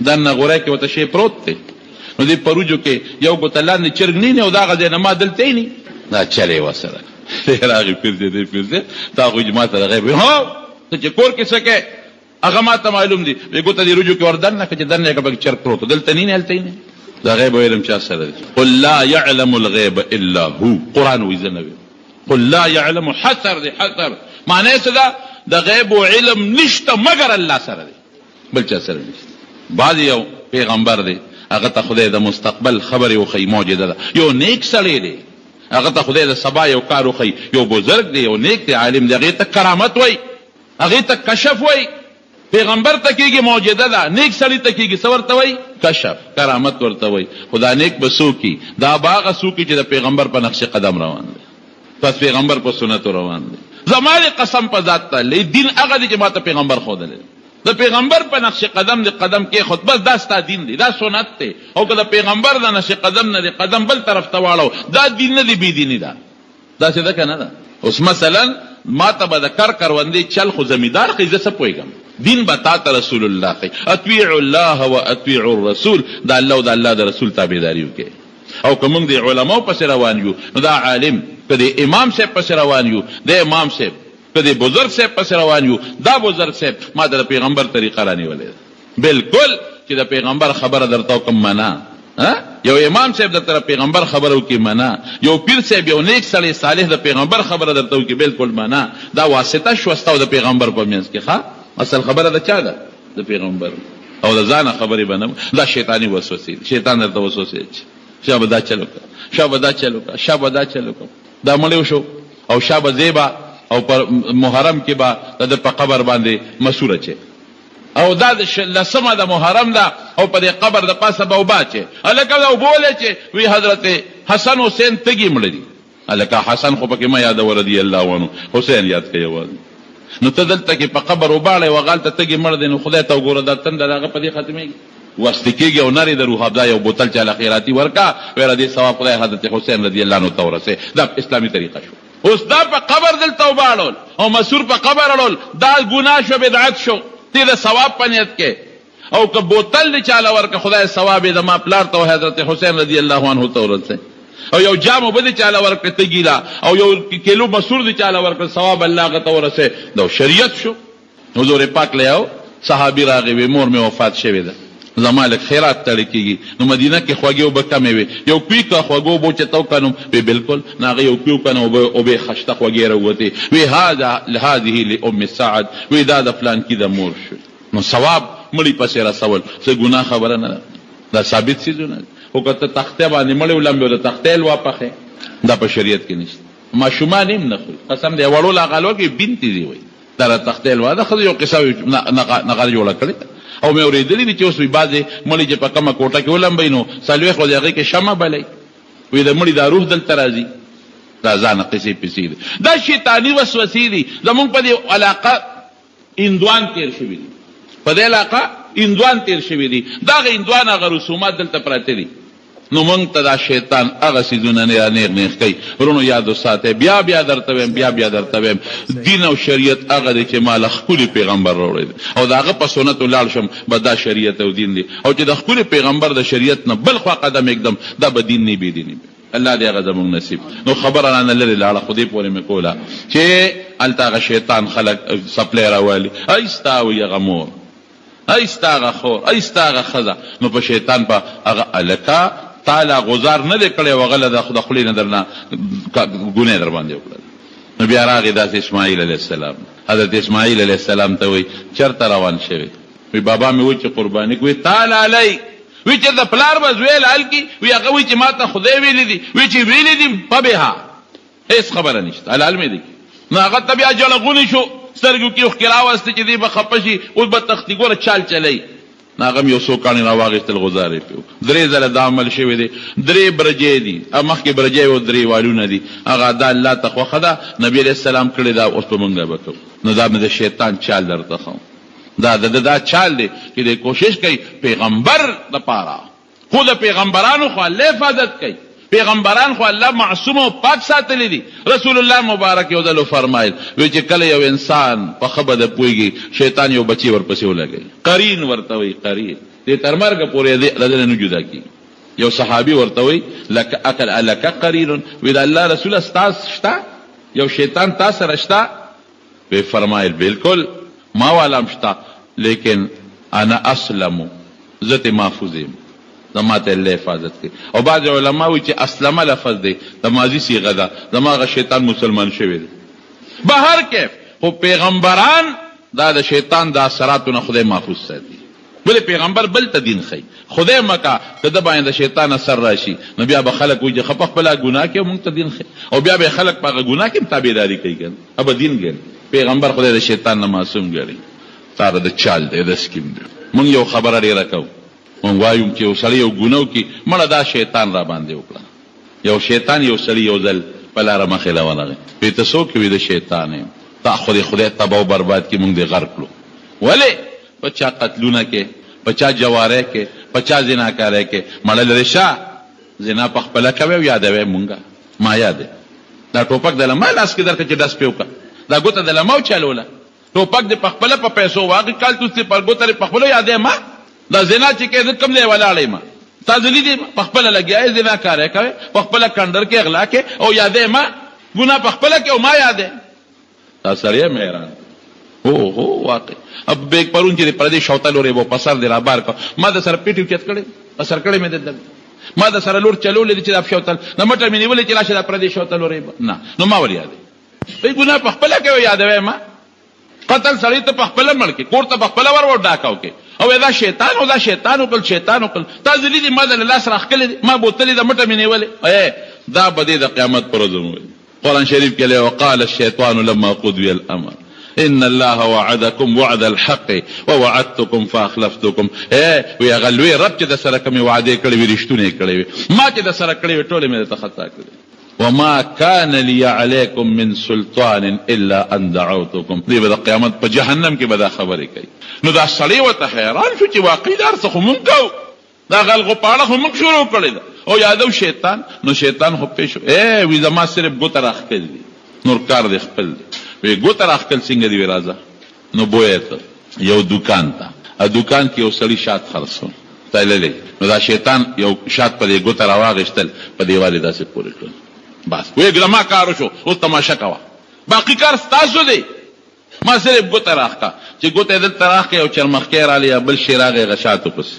دلته کې د دکاندار پیشو ساتلی و، دا دکانداران د مږو دپاره پیشوګانې ساتي. او چې ټس چې ورمنډه یې کړئ چرمخکۍ دا یا هغه بل شی دی هغه یې خوړه. دا چې بار نه کوم شاتو والا راغلی دی، دا د باندې سړی د سپی ورسره دی. هغه چې پیشو لیده ورمنډه یې کړې، په هغه پیشو یې حمله وکړه، هغه یې ماته کړه. دکاندار چغې کړې وې دا خو ما مګوله پیشو ساتلې ده، سپی دي څه بیخ دی وځه زما پیشو دې پې مړه کړه. خو بیا چې هغې تر څو سپي نه ونو پیشو هغه توره اوچته کړه چې ټس شو سپی یې بېغمه کړه. باندې سپي دا خو قیمتي سپی دی، پې ښکار کوم ځان سره کړه، زما سپی دې مړ کړه، توره اوچته کړه. دکاندار یې و، دکاندارونو راغلی لغه بلې و، وی دقه چل زما صرف ګوته مې راښکلې، باقي ټول لانجې تاسو خپله وکړې. ګنهګار دی، ما ګوته راښکه بس. دا په توره غځېدله، ما توره لاس کې ورکړه چې شابه وهه، دې بل له توره ما ورکړه چې وهه. نو لانجې په خپله کوې، ټوله رامیتوبونه م خپله دي او شی ته ما یادوې ما زما وروڼو. دې وسوسه چې مونږ ورسره مدد کوو، شیطان سره مونږ مدد کوو. دې چې وسوسه چې نو زه لږ سوچ نورم ورته کوم، نورم کوم. که ما یو ځل د وسوسه واچوله او ما د پیغمبر په قول عمل وکړه چې اعوذ بالله من الشیطان الرجیم، وسوسه ختم. د ما ته وسوسه د غصې واچوله، سترګې راله راوپړسولې، ما د پیغمبر په خبر عمل وکړه، په ځمکه کېناستم، یو جام اوبه مې وڅښلې، خبره ختم. نو زه خو ورسره مدد کوم، زه نعوذ بالله ویم، نو بس کوم نه په ځمکه کېنم او د شیطان هغه خبرې ته توجه ورکوم او ډکې ورته سوچونه کوم. نو دا ما شیطان سره مدد وکړه که مې ونه کړه؟ نه، مدد د شیطان دی په مختلفو طریقو راځي. الله وایي ان الشیطان لکم عدو، ستاسو دشمن دی، فاتخذوه عدوا. د دشمن په نظر ورته وګورئ، دشمن یې وګڼئ، دوست یې مه ګڼئ. مونږ لوی الله زمونږ دوست دی، لوی الله زمونږ محبوب دی. مونږ له دا هر څه الله راکړي، دا ښکلی شکل مونږ له چا راکړی او دا مسلماني چا راکړې ده؟ الله راکړې. امو پرېښې هغه ښکلی خدای م پرېښې، بچي راله خدای راکړي. ما بكم من نعمة فمن الله. څه چې نعمتونه دې الله درکړي. ان من شيء الا عندنا خزائنه وما ننزله الا بقدر معلوم. الله وی د عزت، د روغ صحت، د بچو، د مال، د شکلونو، د دې ارڅه خزانه ما سره ده او په یو اندازه را د خزانې نه نازلول کوم. هغه لوی خدای م پرېښی دی، هغه ښکلی پیغمبر چې د هغه مونږ سره څومره احسانات دي. دا زمونږ ایمان د حضور پاک مبارک د برکت نه دی، زمونږ دا شریعت او دین د هغه د برکت نه دی. هغه مو پرېښی دی، شیطان وغښتی، شیطان پسې روان یو. د هغه په نقش قدم لا تتخذوا خطوات، په شیطان په قدم مه ځئ الله وایي، او مونږ هغسې هغه پسې روان یو او بانه کوو شیطان شیطان شیطان. هغه د پرېږدي نه، په خوب کې دې هم شرم. څونه خطرناک خوبونه چې خلک ایني، دا خطرناک، دا شیطان ورته خوبونه اچي. دې په خوب کې دا خطرناک خراب خوبونه ایني، دا شیطان وسوسه. یو سړی هغه به کټ کې مچازې کول، ښځې ورته وی بس یې که کنه د خدای نیک بختن ورسېدي وشو. اوسه پورې دا شی یا ښځې وي زه قصدن نه کوم، خو شیطان راشي او ادمټه مې ونیسي، وی دلته متیازې وکړه چې زه کوم کټ کې مې کړي. وی دا راباندې شیطان کوي. وی دا خو ډېر ناشنا شی دی، داسې یو سړي سره د یارانه ده چې هغه څه هر څه معلوم دی او ته پیله پیله متیازې در باندې کوي. هره شپه دله راځي، هره شپه راځي. وی که بېګا د راغی خزانه ته یې وغواړه. وی داسې به وکړو چې بېګا له شیطان نه یې موټر دلته متیازې وکړه. د مړه وي بلا مودرې را باندې متیازې وکړې، نن به ما له خزانه چېرته ګورې. وی بلکل داسې خزانه چې په پیسو دې موړ کړم، راځه راپسې. اوس دې خوبي نور پسې روان شو، هلال په بینک کې وروستو. وی شابه دا پیسې دي، دې لګیا دي، خو خوبي نه که نه، د پیسو نه یې څادر ډک کړو چې ډک یې که او په اوږه یې کوي څوک مې اوس که نه په باروزه چې دې را روان شو، څوکیدار یې پرې راویښ کړ چې هغه یې پسینګ را پاسو، هغه را منډه کړې، ټوله خزانه دې یوړه. دل چې دې شیطان ته وي څوک مې دیوال ته ټوپ کا، د دیوال ته ټوپ کړي، شاته یې څادر د پیسو را لوړې او دیوال ته ټوپ. څوکیدار ته شیطان یې خپې ونیسه، هغه د خپې نه ونیسه. او څوکیدار یې لاندې را کاږي او دې بره ځان را کاږي. دې شیطان ته وي خدای دې تباه کا، هم دې را باندې غلا وکړه، هم دې را باندې سړی راویښ کړه، هم دې پې خپې اوس څوک هم خلاص مې کوې غول پې وکړه، دې به دی له پرېږدي. خو چې د بره نه یې غرض ورکړه که نه او راویښ شو نو کټ کې یې کړی، هغې خوب لید، کټ یې ټول لړلی. ښځه ورته خدای دې بې خو باسه، نو نور کله به یې تش اودسماتې کوو، نن دې لوی اودسماتې را ته کټ کې وکړو، دا دې څوک وي. خو تا وې چې شیطان نه ښځه نه غواړم، شرموي دی، قسم په خدای شرموي. په دنیا کې هم رسوا کوي او په آخرت. دا ښځې څونه شرمولي چې دا سرونه یې وله سر تور کړي دي که نه دي، څونه ښځې شرمولي، دا لاسونه یې وله لستوڼي کټ کړي دي، دا ښایسته ښکاري، لاس کټ که دلته ته به ښکلې ښکاره شي، دا سر دې کټ که دا ویښته ښکلې به ښکاره شي، دا پنسۍ دې اوچتې که چې دا لاندې ګیټۍ او دا نلۍ دې ښکاري ښکلې به ښکاري. ته رښتیا ووایه وې شرمولې که وې نه شرمولې. دا شیطان خویندې یې راله وشرمولې، لوڼه یې راله وشرمولې، میندې یې راله وشرمولې. دې بوډاګانو ته نه ګورې دا په ودونو کې چې ګډېږي، لاسونه یو خوا او بل خوا او لاسونه او خپې په نکریزو لړلې دي او شونډې په دنداسه او په خوله کې یو غاښ نشته، دا جورابې مخ یې نیولې دي او ګډېږي او ګډېږي او کړېږي او چغې وایي. دا ګناه نه کوي او چې 2 ورځې تېرې شي نو بیا انګور سره یې په پردو نه نښتي. دا د شیطان میندې بوډاګانې وشرمولې. پردي هلکان په دې لاره منځو، یو کس د موټر نه بار راوتي، په شیشه ناستي، هغه کړکۍ کې ناستي او لاسونه لقی. خدای دې بې خو باسه واده بجلیګر مولصب کوله واده نه چا دی شرمول چې ځان چا شرمولی. څوک په ټرک کې او څوک د بس په سر باندې ګډېږي به ولې 15 وړی روجې دې خوړلې غټې روجې هغه څښه دومره په ځان نه پوهېږي. شیطان په دې خلکو نخرې وکړې نخرې په ښځو یې نوکونه اوږده کړي دي، بیزوګانې ته جوړې کړي، هلکانو نه یې جینکۍ جوړې کړي، ښایسته ښکلی هلکان د جینکو جامې او د جینکو لباس او د جینۍ نه هلک جوړ کړی دی. هلکان هم په شرمونو شرمون، نو دا ورسره مونږ مدد کوو، هغه صرف ګوته راکاږي، مدد ورسره مونږ کوو. لوی الله باخلو، د الله رسول باخلو، شیطان به ناخلو.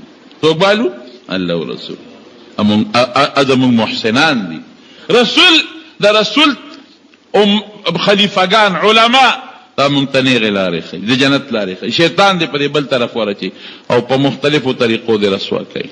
یو سړی د دیوال سوري ته ملاستو ودو، شیطان راغی پیسو پاسوي دیوال در باندې راغورځېږي، دی چې څنګه پاسېده او لږ دې خوا چوډس چې دیوال پر راپرېوت، دیوال چې څنګه راپرېوته نو دا سړی ورپاسېده. بوډا ته وایي خدای د سره خوب که تا خوب د لوی غم خلاص کړم، خره چې دې پاسولم یعنې دا دیوال به رامنډه پروت اوس په مړو، ته څوک یې؟ خدای د سره خوب. وایي د شیطان یم. نه یاره شیطان ته ګوره، د خیر کار ته ګوره. ته چې ته څوک نیک سړی یې، ته شیطان نه.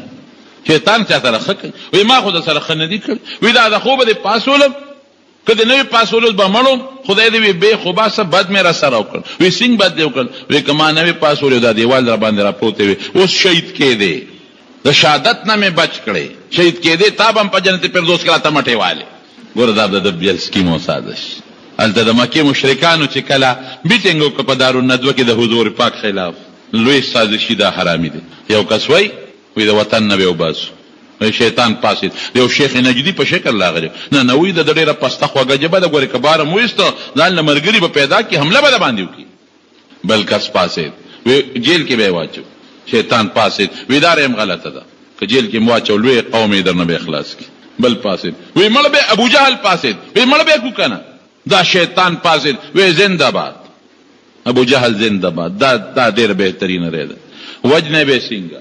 یو وی څنګه به وجنو، بلا قوم دې بدل به بیالي. وی زره ته چل خیمه، وی د ټول قوم مشران راغون شو په شریکه په حمله وکړي، نو قوم به د چا نه بدل اخلي. ومکروا ومکر الله والله خیر الماکرین. دې سکیم جوړ کړه، سازش یې جوړ کړه د رسول الله مبارک خلاف. شیطان پکې مرکزی کردار ادا کړ، مرکزی کردار. هلته رسول الله مبارک الله حفاظت وکړ. وی دا سازش شو او دا چلو کروغ سالم کې خدای وویسته او شیطانانو ورته کتل. بخاری شریف کې حدیث دی، دی دومره خواري او محنت کوي چې ډېر اندازه ولګوي، دومره محنت کوي چې دې پړی جوړې کړي، یو د بل د پاسه دغسې. نبي علیه السلام مبارک دا ګوتې داسې کړې، وی یو د بل د پاسه پړی جوړه کړي، نو اسمان ته ورسي. نو په اسمان کې چې فرشتې کمې خبرې کوي چې ساره له به دا کېږي، بل ورځ به دا کېږي. الله خو دا کارونه اکثر د فرشتو په ذریعه کوي. باران به کېږي، پلان کې دی کې د پلان کې زوی به پیدا کېږي، د پلان کې به دا کېږي، دا به کېږي. دوی کوشش کوي چې هغه خبرې راغلا کړي، د اسمان نه هغه خبرې واوري او هغه راغلا کړي. اوس ګوره دې خوارۍ ته ګوره، نو هغه بره چې کوم ختلې دی سر ته، هغه کوشش کوي. دا ګوره زه نه وایم، حضور پاک وایي، بخاري شریف کې حدیث دی، هغه خبره یې واورېده چې راوورېدل، دلته خو الله فرشتې مقرر کړي دي، هغې به شغلې راوړي، چې شغله پرې راوړي دا ټول وسوځېږي.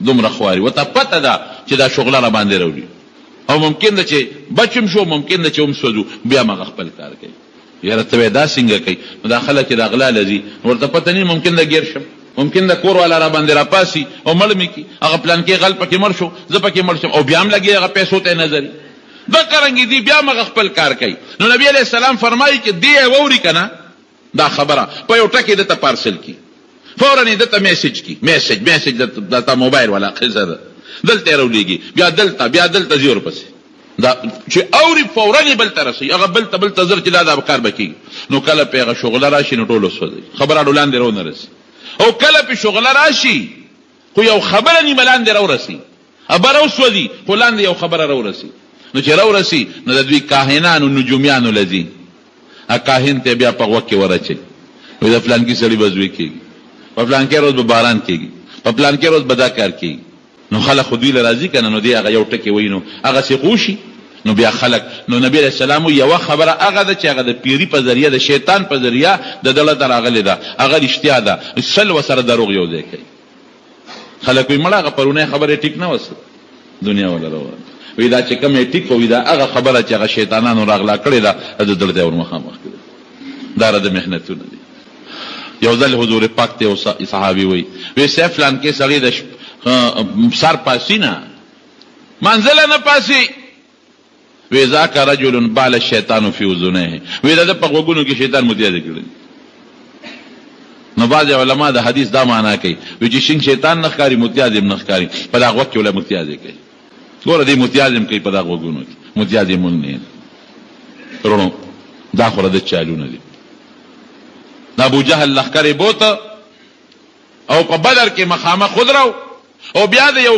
بوډا کورس په شکل راغی ابو جهل ته مېریګا زما 3000 لخر را روان دي وک الکه ستاغه لخر خورو نه رسید وې دې بوغر نه پورې غاړه دي اوس برو رسید ابو جهل مرګرو ته وی چې 3000 د لخر را روان دي شیطانو دا غسړي قوم په شکل په سړي په شکل او چې دا صحابه او مدد له فرشتي رااله 3000 فرشتي رااله لاول 2000 راغلي وي لاول زر راغلي وي زر 1500 د جبريل عليه السلام په قیادت کې او 1500 د میکائیل عليه السلام او دا باقی وتعالى په انتظار کې نو لوي کچرته د کور د لخر راغی نو دا نوري بمراشي دا صحابو کې انتشار خور شو چې سب کورد ولا لخر راولي او چې څنګه فرشتي را لیکنه شیطان خو فرشتي پیجندنه خو په پیدا ابو جهل نه لاس راخ او چرته ده ان يرى ما لا ترون اوس بده ته پته ولګي زینم تینینه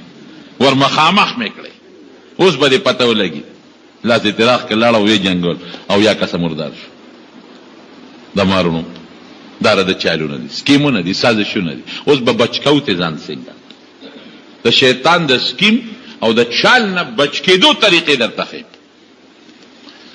د بچ کېدو یو طریقه خو دا چې پهلوانی وکي پهلوان سره په پهلوانه ور دي پر پهلوانی وکي ډیره تسوي ډیره تسار وختي وي چې لا وختي دې م پاسه د شپې نه سوچو چې تهجد له پاسم ډیره ته وي رم بس سار له پاسه زدا نن په پکې ګور مقابله او قذر پاس خبر اخلاص بیا ډیره تسوي د مانځ ټیم دی جامع منزل اعظم وې دا لا خو وخت لري صبر وکړې ته وګور بیا لک سات تیر شي زپا بس لا خو وخت لري بیا لک سات تیر شي یاره اوس چې وردم جمع به ولاړ کې دا 10 کوم منبر نه شي دا لک سات پس په پاس بیا وای زایره بس اسم جمع شو لک سات پس په لاړ شم بیا چې دی زایره سم نور 410 کوم نور به خطري قضا به وکړ دا د سازش ته تبس چل کې چې تسنګ پاسه دله به د سوچ مقانور کې زر پاسا دغه سوچ مکه والله که په سوچې ته وګټي دا غدونه غټه تجربه را دومره غټه تجربه چې هغه د بوش نه او د اوباما نه غټي ډیګري غشتي دي هغه د دنیا جاپان گمراه کړ د دنیا لندن خلک او دا ټول کافرانه گمراه کړ ته ورته څه شي د سره به د سوچ مقابله نه کې کله سوچ مقابله دی کله د لګه مقابله بیا ته نشي کولای کا دله به سوچ له موقع نور کې ضرب پاسه دا پهلوانی دسته کم کار چې د نه کې په مقابله کې دی راځي بس نه اني کی کوا او چې د ګناه کار ته مې کوا د مقابله شي او څه طریقې مونږ ته نبی رسول الله خو دلی سار وختي چې پاسه لا اله الا الله وحده لا شريك له له الملك وله الحمد وهو على كل شيء قدير یاد بمي څنګه دی؟ لا اله الا الله وحده لا شریک له له الملک وله الحمد وهو على كل شيء قدیر. دا سر سل کرته وای دروازه به شیطان دا سر نه محفوظ دی. عبادت سره به مشوق په نور زیاتی شیطان دا سر نه محفوظ دی. دا یو شو. دویم دم سره سار درې ځله اعوذ بکلمات الله التامات من غضبه وعقابه وشر عباده ومن همزات الشیاطین وان يحضرون. او دا بدل یادای سو دا سبا مونږ مليان کړ دې سره دا چلو کې چې په کم جمعات کې ستاسو امامان دي دا غوی نه ولي کې او یادې کې یو ټکی به ماته وخایا علماء له ټولو لور دي یو ټکی به راته وخی اعوذ بکلمات الله التامات من غضبه وعقابه وشر عباده ومن همزات الشياطين وان يحضرون. درې کرته سار او درې کرته ماخام دا وایا د شیطان نه بم بچي. او بعضی بیماری د شیطان د ټونګې د وجه نه پیدا کیږي غیر هم بچي. دا خطرناکی بیماری دا کینسر شو دا زیاله شو یا دا دانی مانی دا سخا بیماری کی راځي دا شیطان رزیل پغنار نه کو کې د تلاړې تو کی ډېری بیماری د شیطان د ټونګې نه پیدا کیږي هغه نه بچي. درې ځله سار دې ځله ماخام او دا بسم الله الذي لا يضر مع اسمه شيء في الارض ولا في السماء وهو السميع العليم. دا مولیکه علماء نو لیکه درې ځله سار او درې ځله ماخام. نو دا زهر دا سر نه بده خدای محفوظ ساتي. شیطان زهر چي زهر دا لاړې دا متیاز زهر دي. دا باز سړی وي زما زخم سخا شو او کینسر شو او زما بیماری کې کینسر شو دا د دې سپیره د وجه نه دی لاړې تو کی دی لوی د اسمات کې د لپاره دغه زخم کې دا درې ځله سار چې پاسه آیت الکرسی وایا ماخام چې سملې آیت الکرسی وایا سار او ماخام آیت الکرسی. دا خو مې یادې کدام نه دی یاد نه مړه تاسو صرف بیا قربانیات کړی هغه ټول یادول شي دا نشي یاد دا یاد کې دا علماونه آیت الکرسی سار چې پاسه وایا او ماخام چې پاسه د شیطانانو د پیریانو نه به خدای پاک محفوظ ساتي. دا پدې برادر سکیمونو نه بچ ساتي. بل نبی علیہ السلام فرمایي چې ماخام بانګ وي ماشومان بار مپرې دي. ماخام بانګ چې کله وي ماشومان بار مپرې دي چې شپه په خشي خیر دې کبي دي دی وخت شیطانان را خوريږي د ماشومانو کې مرضونه پیدا کوي. دا بیره طریقه شو ماخام نه پس بنه پرې دي او چې بیا شپه لګه په خشي خیر دې کبار.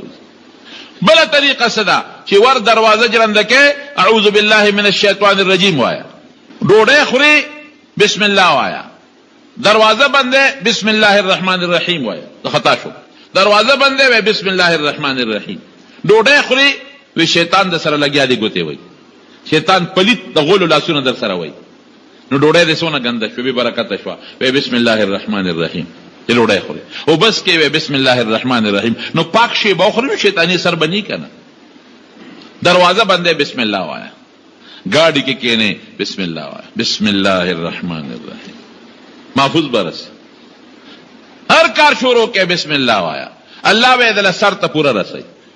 زنه پیغمبر وای کم کار چې شروع کې هر کار گاڑی ته سیکل موټر سیکل و بسم الله الرحمن الرحیم سر ته سالم رسي شیطان د تاسو نقصان نشي رسي. دا واړه واړه دمونه خطرناک خوب دی ولید خطرناک. درې ځله وای اعوذ بالله من الشیطان الرجیم او هر ځل سره ګس طرف تلاړی توکا هیڅ اثر بني. دا د حضور پاک وینا نو دا د شیطان د سکیمونو په دې سيزونو بچ کېږي. دا قرآن شریف لیک تلاوت کوي او کو ډېرې تنگ کړي دې زړه ته دې ناستې نو ذکر وکړه لا اله الا الله تسبیح والا لا اله الا الله الا الله الا الله لا اله الا الله نو دې پنجو باسي تزانه ته او کته غیبت کې او د مسلمان بد ونه دا شیطان ته نور بلنه ورکه.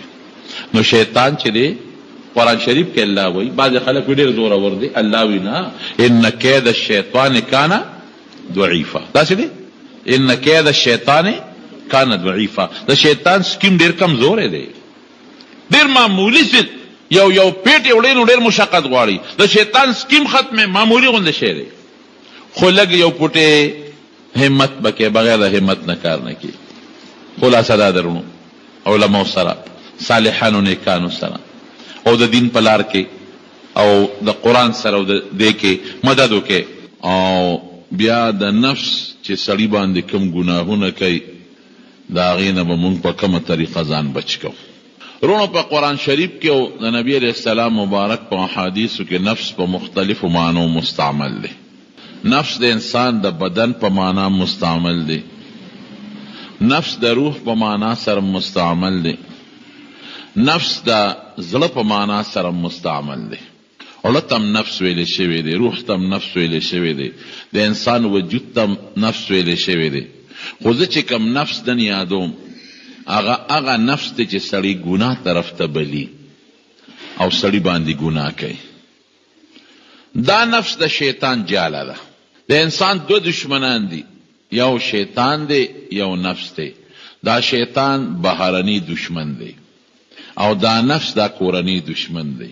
دواړه دشمنان چې یو ځای شي نو په انسان ډاکه وچلی. اوس هم دا قانون دی، یو د بار غلی یو د کور غلی. نو د کور دا غل د بار دی غل ته لارې ګودرې ښیي چې دا مالک دی وخت کې ودوي او دا مال په پلان کې الماری کې پروت دی او په پلان کې طرف به راځي او دا مال به اوچتی. نو دا د کور دننه غل دی. که دینی که د بار غل ډیر لوی ډاکوي خو چې د دننه د کور سازش ورسره نی دی کار نشي کولی. دا قانون دی. کورنی سازش به خامخی د بار غل دی به اله په تا ډاکه غورځوي، دی به اله تا ته نقصان رسوي چې د سره د کور دننه سړی ملګری. دا قانون دی، ولټوی داسې به. او که د کور دننه غل دی او د بار نه ورسره مدد نشته نو دام ناقص دی، کار نشي ایستی. کار به کله وباسي چې دا بهرنی غل ډاکو دشمن او د کور دا دننه ډاکو دشمن دا سره یو ځای شي نو بیا نقصانات غلا ډاکار سره بیا کېږي. نو دا د کور دننه غل او دا ډاکو دته نفس ویل کېږي. کم نفس؟ نفس اماره بالسوء ورته وایي. هغه نفس چې سړی ته ګناه ښیي، هغه نفس چې سړی ګناه ته ورمایل کوي، دا هغه نفس ته یادو. دا د شیطان جاله ده.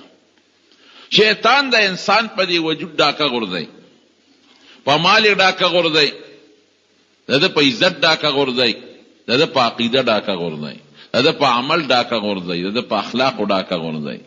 نو دا ډاکه چې دی غورځوي د ته دننه سازشي میلاو دی چې هغه ته نفس وایي. دی راشي د دې نفس نه کار والی او ته لار ګودر خي. نفس خو د وجود دننه شی دی که نه چې په دې طریقه به دا سړی بربادی. نو دواړه سره یو ځای شي نو یا د ایمان ډاکه وچلي سړی کافر او مرتد کی، یا د اخلاقو ډاکه وچلي په سړي زینو کې او بدعملي پې وکړي، یا د مال ډاکه وچلي سړي باندې حرام خوري وکړي او یا په حرامو کې مبتلا کی، یا د اعمالو ډاکه وچلي منځ ولا خراب کړي، روجا او حج ولا خراب کړي او یا پې ګناه کوي. دا د نفس د ننې دشمن او د شیطان جاله ده. د دې نفس لوی کار څه دی په وجود کې؟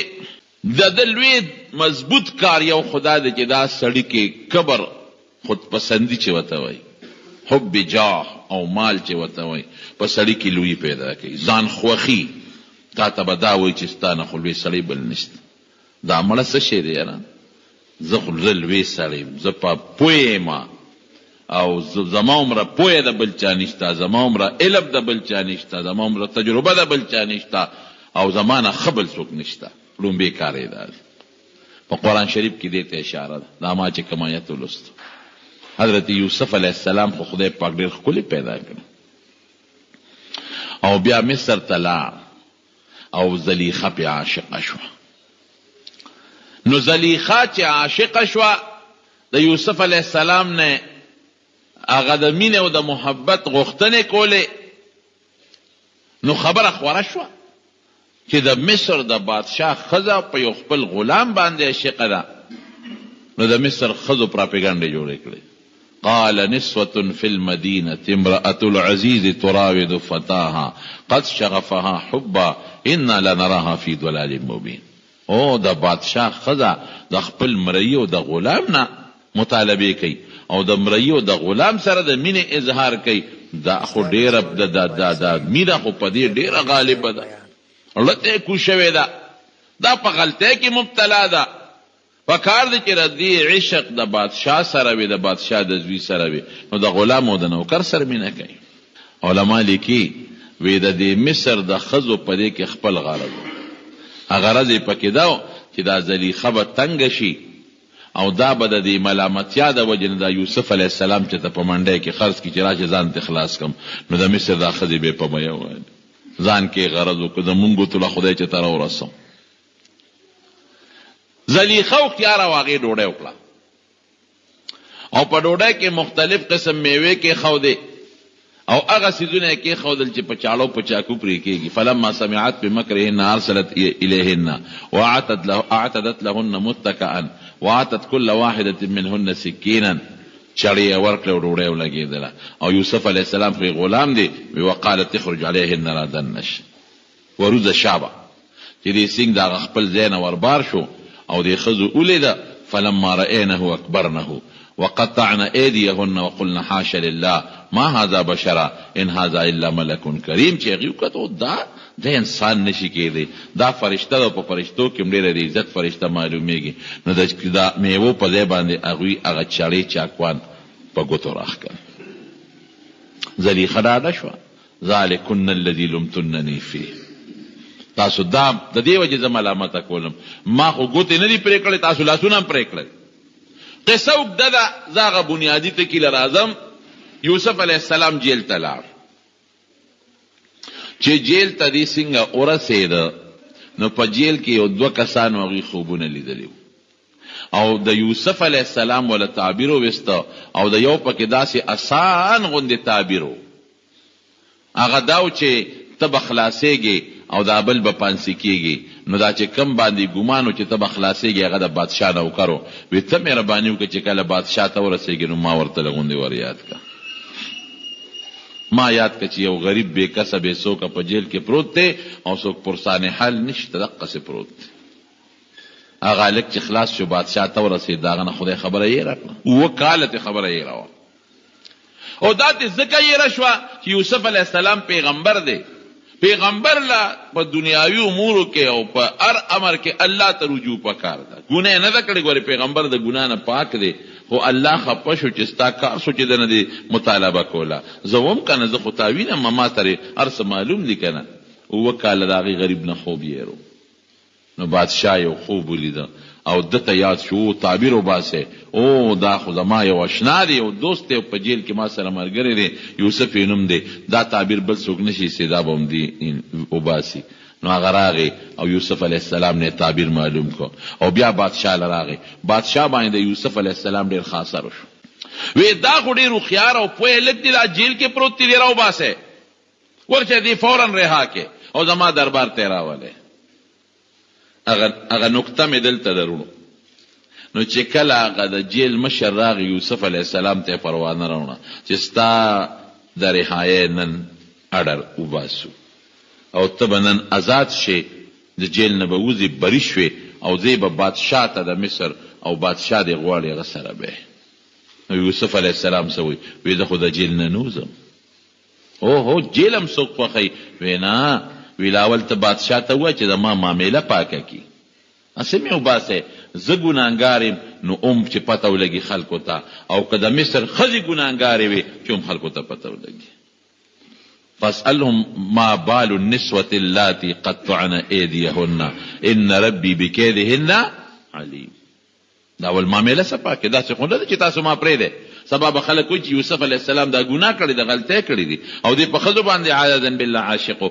لا ول معامله پاکه کړي که زه ګناهګار یم بیا ماله سزا مې راکړې او که د مصر زه ګناهګار نه یم نو زه د مصر پته خو لګي که نه دا خبره وکړه نو دې پسې څه وایي دې پسې یوسف علیه السلام وایي وما ابرئ نفسي ان النفس لاماره بالسوء الا ما رحم ربي ان ربي غفور رحيم وی دا خبره که زه کومه نو دا د ځان بړایي نه وایم چې ګنې زه ډېر پاک یم او زه ډېر لوی سړی یم او ما کې څه عیب او څه نقصان نشته ورې دا لویي او کبر نه کوم دا د خپل نفس پاکي نه بیانوم خپل ځان لوی نه حسابوم چې خلک وایي چې اوهو واقعي یوسف علیه السلام خو ډېر پاک دامن دی او خلک وایي چې یوسف علیه السلام کې صاحب نشته نه دا دې دپاره نه کوم دې کې مې دا غرض دی چې د خدای پیغمبر یم نو چې زما پته ولګي چې زما جامه پاکه ده که پلیته ده.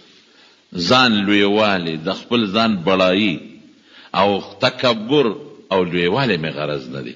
غرض مې دا دی چې هغه پښتانه وی چې دود کا دود او هغه پنجابیان وی پانی کا پانی، پته ولګي چې اوبو کې پیشته او که نشته دی او پیپ سوچه دی او که اوبه پکې شته، چې پته ولګي چې زما باندې دا الزام ټیک دی نو بیا ما کې د پیغمبرۍ صلاحیت نشته، او که د الزام غلط دی نو ما کې د پیغمبرۍ صلاحیت څه چې بیا خلکو ته دین وخی.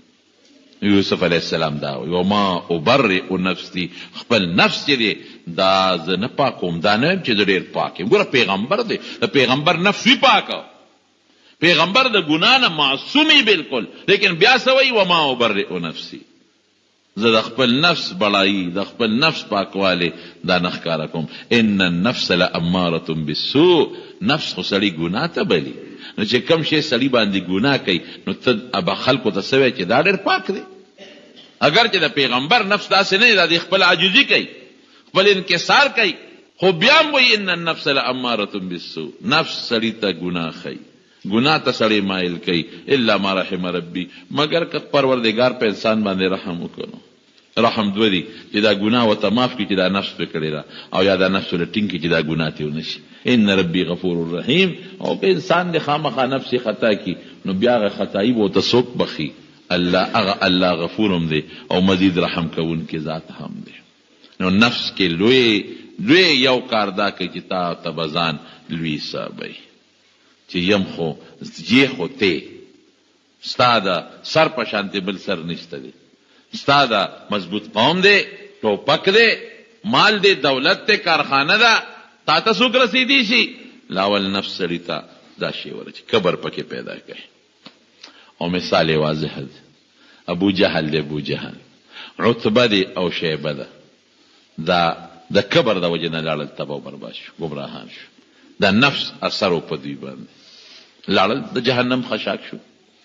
او حضرت ابوبکر صدیق هم د یو قوم لوی سردارو، حضرت عثمان رضی الله عنه هم د یو قوم لوی سردارو، لیکن هغوی د نفس په کبر کې مبتلا نشو، هغوی نفس ته ډغره ورکړه، نه موږ لوی خلک نشو، زموږ کې لوی شخصیت محمد رسول الله دی صلی الله علیه وسلم، د هغه تابعداري وکړو. هغوی په نفس کې گیر شو او دوی د نفس نه بچ شو. نو د نفس ړومبی کار دا دی چې تا کې به لویي پیدا کوي، کبر به پیدا کوي، د هغې نه به ځان پاجدی بچ کوي. دا به وایي چې خدایه نه، زه لوی سړی نه یم، زه ډېر کمزور یم او زه ډېر عاجز یم، زه خپل اودسمات یم ځای له نه شم رسولی، زما په خېټه چې دل راشي نو دونه چغې به ووهمه چې دا ټول کلي به رانه په اور کې ولاړ وي، نو ما له څه کبر او لویي نه ده پکار. دا د لومبۍ حمله ده. دویمه حمله یې څه ده؟ دا نفس. دویمه حمله دا ده چې پتا په حرامو کې مبتلا کې حرام د باندې خوري، او ډیره در باندې خوري، بسیار خوري چې وته وای، ډیره در باندې خوري. سړی ته ډوډۍ خشته کی، دا حرام وته خشته کی، مزیداری کی وته، د دې نه پس ځان خلاصې اسانه خبره شوه، حرام باندې استعماله یو شوه، او ډیره به نه خوري، لږه به خوري، که حلاله دی بیا ډیره خوړه د څه مقصد دپاره نو فایده به درله درکړي. د هغې مثال به هم درله درکړم. نبی کریم صلی الله علیه وسلم یو ځل د غرمې بار راووت، داسې وخت و چې هغه وخت کې به عموما د کوره څوک نه راوتل، لکه د غرمې ګرمي ته وویل چې راووت حضرت ابوبکر صدیق رضی الله عنه وله مخې راغی. نبی علیه السلام یې تپوس وکړه ابوبکر دې وخت کې څه کوې؟ دا خو د خوب ټیم دی. نو ابوبکر صدیق د لوږې د وجې نه راووت، خوب چې اوږې و نو خوب وله نه ورته، خو نبی علیه السلام مبارک ته هغه اصلي وجه ذکر نه کړه، بله وجه ذکر کړه. دوه وجې به وې ممکن ده نه، وی صاحب دې له بار راووتمه چې د به خپل پیغمبر ووینم او دې مخ ته به وله وګورم، اوږې مو خوب نه ورځي، دا به هم نیت و. دی کې چې لږ مخکې حضرت عمر فاروق رضی الله عنه په مخه ورغی. عمر څنګه راووتې؟ نو د کې لږ یو پټې جذباتیت و، وی صاحب اوږې م خوب نه راځي، وګوره په دې خېټه باندې مې ځان له کاڼې تړلی دی، ما له خوب نه راځي. نبی علیہ السلام مبارک او فرمایل انا اجد بعد ذلك، وی ما تم لږه غوندې لوږه لګېدلې. د دریو څلورو ورځو رسول الله صلی الله علیه وسلم هم نار دی. وی ځای چې ځو راځئ، یو صحابي دی په ترمذي شریف کې حدیث دی، ابو الهیثم نوم دی رضی الله عنه، د هغه باغ ته لاړل. نو باغونه به دوه قسمه یو به دو چې د هغې نه به دیوال ته و، د باغ نه به یې دیوال ته وکړو او ځان له به پکې دننه کوټه جوړه کړې وه، جونګړه ښځه به هم پکې اوسېدل او سړی به هم پکې اوسېدل. او بعضې باغونه به دو چې هغې کې به دیوال ته و نو څوک به پکې اوسېدل نه. نو په دې باغ کې دا صحابي اوسېده ابوالحسم رضی الله عنه چې نبي علیه السلام ورننوت، تپوس یې وکړه د بیبي نه مې ملګری دې څه شو؟ ویې صاحب هغه تلې دې اوبه راوړې، خوږې اوبه راوړې. دې کې دا صحابي راغی، مشک یې په شو، په هغې کې خوږې اوبه راوړلې چې بس نبي علیه السلام یې ولیده مشک یې کېښود او راغی حضور پاک ته ورته رغاړول. بیا حضرت ابوبکر صدیق ته ورته رغاړول او بیا حضرت عمر فاروق رضی الله عنه ته ورته رغاړول او مور پلار یې ته قربانول چې صاحب زما مور او پلار ستاسو نه قربان. بویه تلله او په باغ کې د یو اونې د سوري لاندې ورته بستره مستې برابر کړله صادر او حضور پاک مبارک او د صحابې په هغې باندې کېنول او لار د کجورو نه یو خشته غونچه کې را پرېږ او راویړه او د نبي علیه السلام مبارک مخې ته کېښود. حضور پاک ورته فرمایي یاره وایي دا غونچک دې ولې را پرېږه؟ وایي د دې نه به دې پخې کجورې را شکولې وي او څو مونږ به خوړلې. وایي نه صاحب دا غونچک مې دې له را پرېږه چې تاسو پکې ځان له پخپله کجورې وشوکوئ. دې کې پخې هم شته او دې کې نیم پخته هم شته چې نیمه پخه او نیمه کچه ده او دې کې مختلف قسم کجورې دي، ځان له پکې خپله خوښې کړي. او چاړه یې را واغېسته. نبي علیه السلام پوه شو چې دې خو زی اوس ذبحه کوي، څاروی لالی. نو حضور پاک ورته آواز ورکړ، وی ته خو څاروی الالی خو پام کوه چې ګورې دا پی والا ګډه چیلی ذبحه نه کړي چې پی ورکوي، فایده پکې د بل بچی دی ابه ضایع شي. وی ښه صاحب. نو دې لاړو نبي علیه السلام مبارک له یو څاروی لال کړ، یا ګډوري یا چیلو کې د هغې لال کړ او بیا هغه غوښه پخه کړه او نبي علیه السلام مبارک ته یې راوړله او مخې ته یې ورته کېښوده. نو حضور پاک او د هغه دواړو صحابو هغه غوښه خوړه. ډوډۍ ورسره نشته ښه، صرف غوښه ده او غوښه په څه کې پخه ده؟ ساده سپینه غوښه پخ شوې ده، نه پکې مسالې شته او نه پکې غوړي شته او نه ورسره چټنیانې شته او نه ورسره کیرونه شته او نه ورسره الواګانې شته او نه ورسره روجې شته، ډوډۍ ورسره نشته. چې غوښه یې لږه وخوړه نبي علیه السلام مبارک سملاس کوده شو او بیا وڅکلې هغه یخې اوبه مزېدار.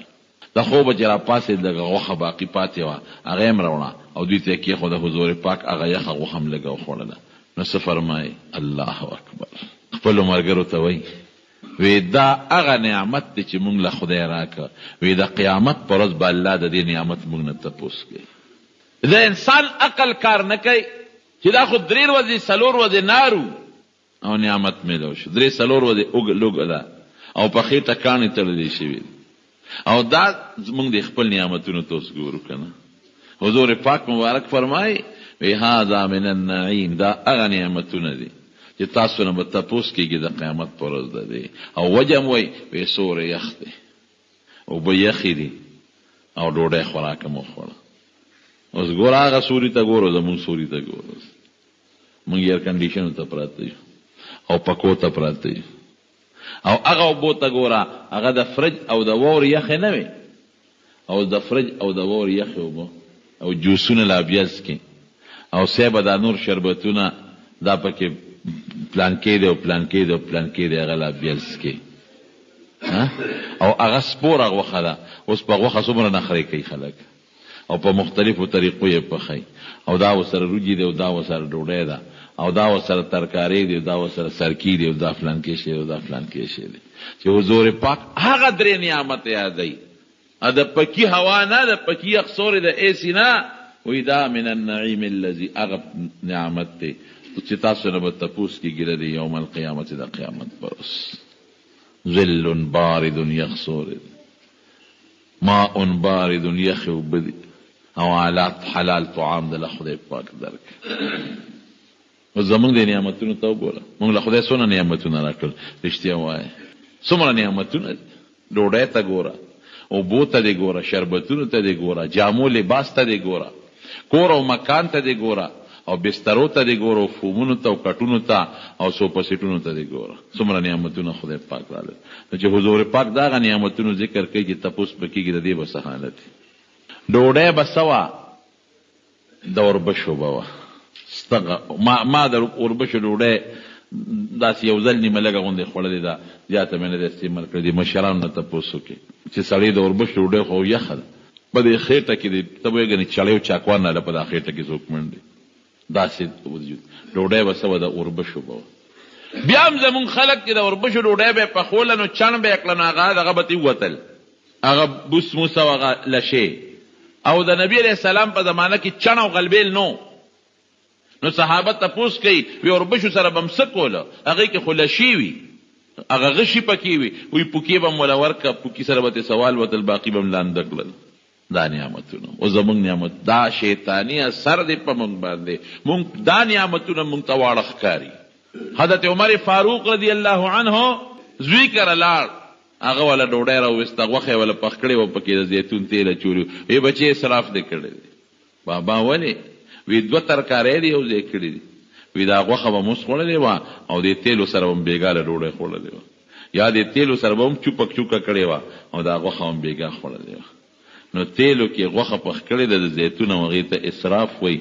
وی بچې زیاتې دې کړې دي. وایه که نه اوس مونږ په غوښه کې څومره سیزونه او څومره خوراکونه خدای را کړي او قسم قسم. یو میلمه یو ځای کې خو یو سړی میلمه شي او هسې تیل خو دې وله راوباسي چې د دې سره ډوډۍ چوکه کا روجو له دا خلک لاړ چې هغې غریب پې تبی شوي وي، میخه یې لاله کړي، غوی یې لال کړي، وروجې وله کتلي او بټیارې راوستي او بلا پیسې پې لګولي او دې دته چې د معمولي غوندې داسې غوری بېکاره غوندې رسېدلي نو چې ټوخ کوي وي خدای دې تباه و برباد کي چې میلمه نه شو راغوښتې پاللې نه شو نو څه لی رابله.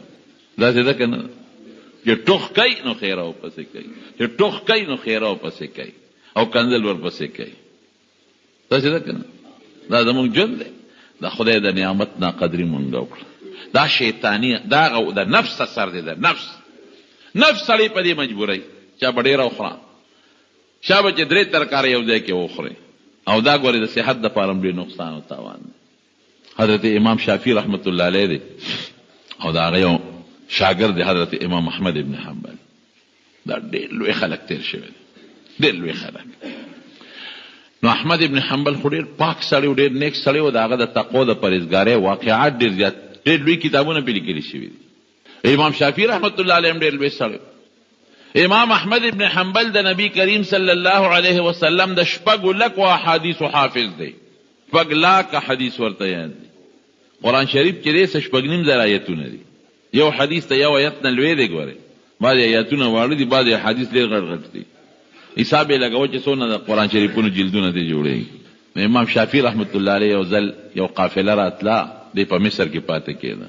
نو احمد ابن حنبل په یمن کې و، نو هغې له یو خط ورکړه، وایي دا به زما یو شاګرد دی احمد ابن حنبل، دا خط به هغه له ورکړې.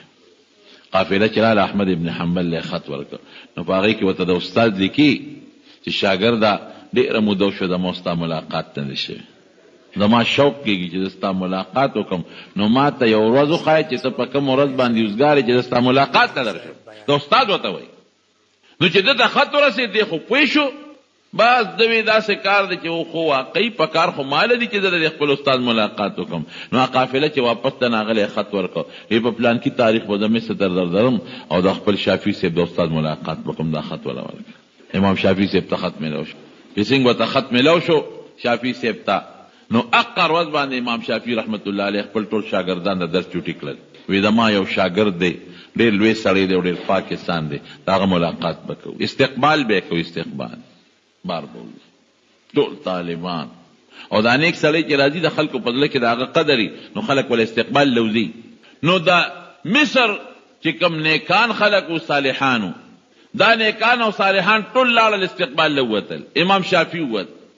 لوی فقها تر دې حده پورې چې تاریخ لیکي چې بادشاه تپوس کوي دا جلسه جلوس ته څه دی، وی دا د امام شافعي صاحب یو شاګرد احمد ابن حنبل هغه را روان دی، د هغه استقبال له دا خلک اوتې دي. وی بادشاه بنفس نفیس په خپل استقبال کوي. بادشاه وی زه موزم وزیران او مشیران د دنیا استقبالیه ده چې قافله را ورسېدله، په قافله کې احمد ابن حنبل راغی.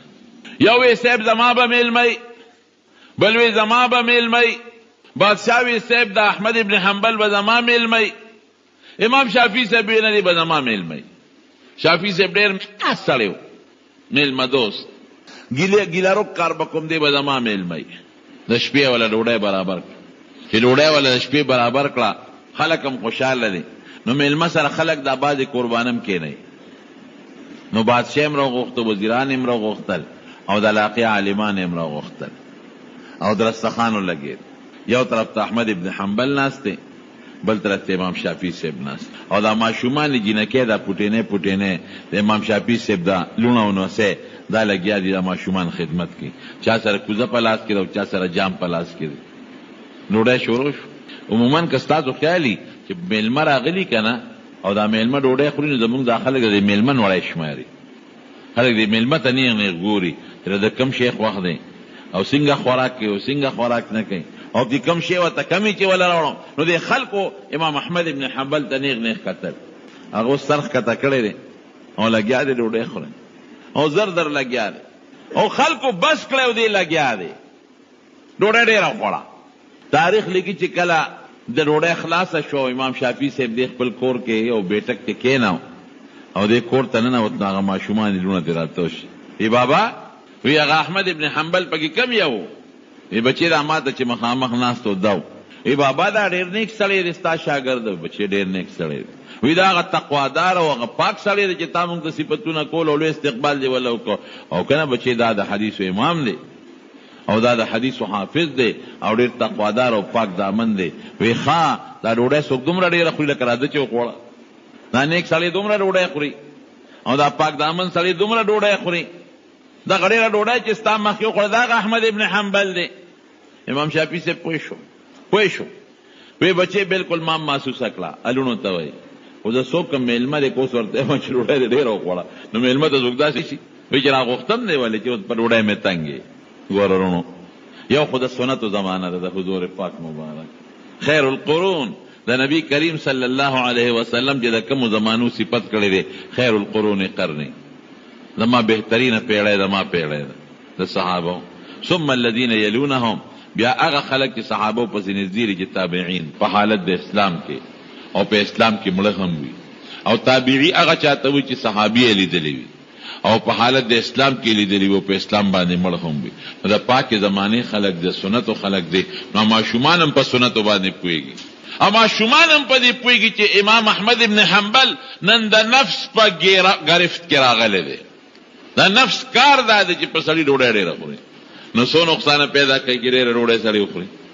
خبرې یو نقصان خدا پیدا کوي چې سړی بیمار شي، ډېره ډوډۍ چې خوري سړی ناجوړه کېږي. او دویم نقصان یې څه دی؟ دویم دا دی چې صفرا پیدا شي، سړی د خوب بیا ډېر زیات ورځي. ته نه ګورې چې دا سړی د ماسخوتن مانځله جومات ته راشي او ډوډۍ مخکې خوړلي په دا پور رغړي را رغړي د یو سل نه بل سر ته او د بل سر نه بل سر، او دا غټ غټه ګرمي کوي، ډرقار وباسي ډرقار. دا ولې یو صحابي اګرامي وکړه د نبی کریم صلی الله علیه وسلم په مخ کې حضور پاک ورته غصه شو، وی دا اګرامي دي زموږ نه اخوا که من که دا اګرامي دی داسې کې. نو دا غټ غټ اګرامي څوک کوي؟ دا چې څوک بسیار خور دی، شکرې تمام دی، شکرې تمام، ډوډۍ ډېره خوري. تا ته نه ویم بشیر جانه ته ګورې لږه خوري، تا نه یادو ازنه ته راته غوسه نه شي چې ډوډۍ ډېره خوري. یو پکې دا د نفس سړی په دې مجبورۍ، بیا سړي له خوب ورځي نو مونځ هم پاتې شي. او که مانځه ته ولاړه وي نو په مانځه کې هم ټالی وایي، هلته خوب پې غالب دی. او د شپې چې وده شي نو سار پاسېدی هم نه شي، ډوډۍ ډېره خوړې ده. نو ګوره نفس دله څونه ډغرې درکړې. یو یې د وجود کې نقصان. ګوره کلو وشربو ولا تسرفو، داسې دی که نه قاري صاحب؟ نو طالبان معنی سره کلو خوراک کوئ او بس کې مشروبات جوس شربت ټولو ته شامل دی، ولا تصرفو اسراف مکوي. نو طالبان دلته تپوس کوي چې دې سره د اسراف څه تعلق دی؟ دلته د اسراف ضرورت څه دی؟ د اسراف ضرورت دا دی چې کم خوره ډېره مه خوره، لږه وخوره. او د اسراف دا معنی چې اوبه اوس کا، شربت اوس کا، خو کم اوس کا، ډېر مس کا. صحت بدیم خي، دین بدیم خي. خوب بدله کم دردی کم، عبادت بم کې او صحت بدیم خي. نو خو د سنتو زمانه وه. د امام شافعي صاحب ته هغه ماشومانو نوسو الونو او بچو پیغور ورکړه، وی دا هغه زبرګ دی، داسې ډوډۍ څوک خوري؟ زبرګان داسې ډوډۍ خوري؟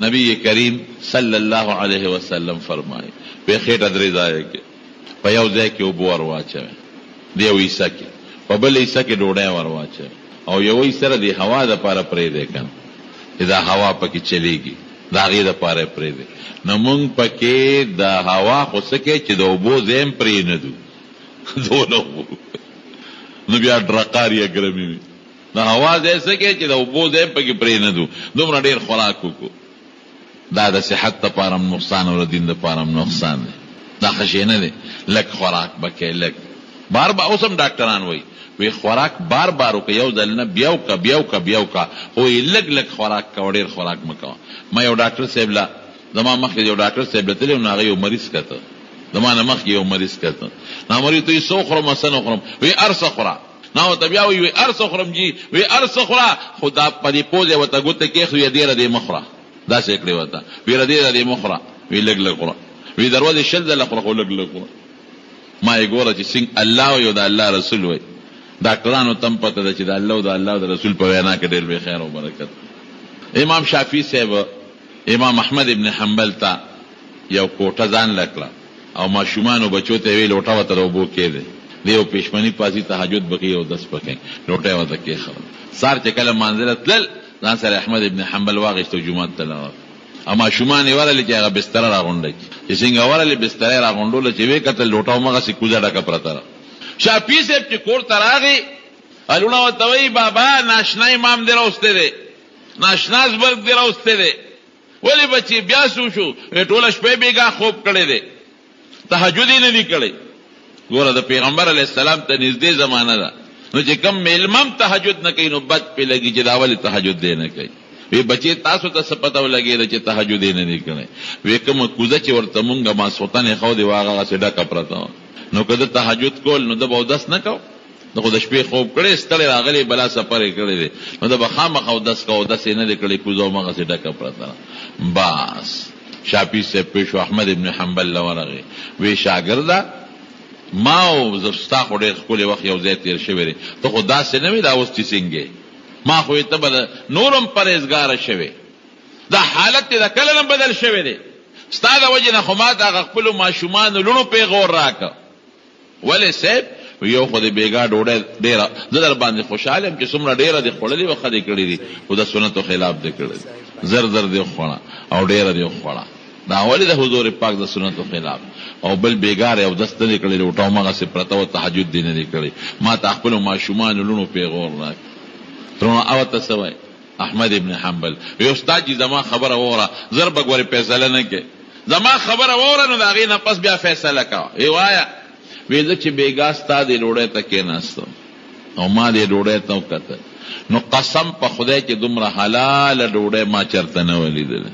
ما په خپل سترګو لیدل چې ستا په غډوړې د الله د طرف نه رحمتونه او برکتونه نازلېدل ما لیدل په ستر د کشف خاوند ته دا پته لګي برکتونه او رحمتونه د پاسه په نازلېږي وې ما وی چې راشه احمد ابن حنبل چې څومره خولې شو خو حلال وروړي دا سه بیا ملاویږي او یا بنه ملاویږي او د حلال وروړي برکتونه دي چې بخدای مال ډېر لوی خیر او برکت راکړي وې په دې وجه ما ډوډۍ ډېر خوړل او په لکه مې دا فیصله کړې چې اوس مې ډېر خوړه حلال د خرمه چې مال فائدہ راکړي او برکت پیدا کړي په لکه مې دا فیصله چې دې په وس کې به وروجي نه سموس وروجي بنس وې ځکه مې ډوډۍ ډېر خوړه او یې سیب ستا د حلال ډوډۍ په ما کې دوه صفاتونه پیدا کړل یو د علم والا صفت یو د عمل والا صفت د علم صفت سره وی بیګا د شپې چې زکات کې سم لاستم نو مال خوب نه راته نو ما د الله د یو آیت د قران شریف نه پسونو مسلې راوستي او د پیغمبر علی السلام مبارک د یو حدیث ته پسونو مسلې راوستي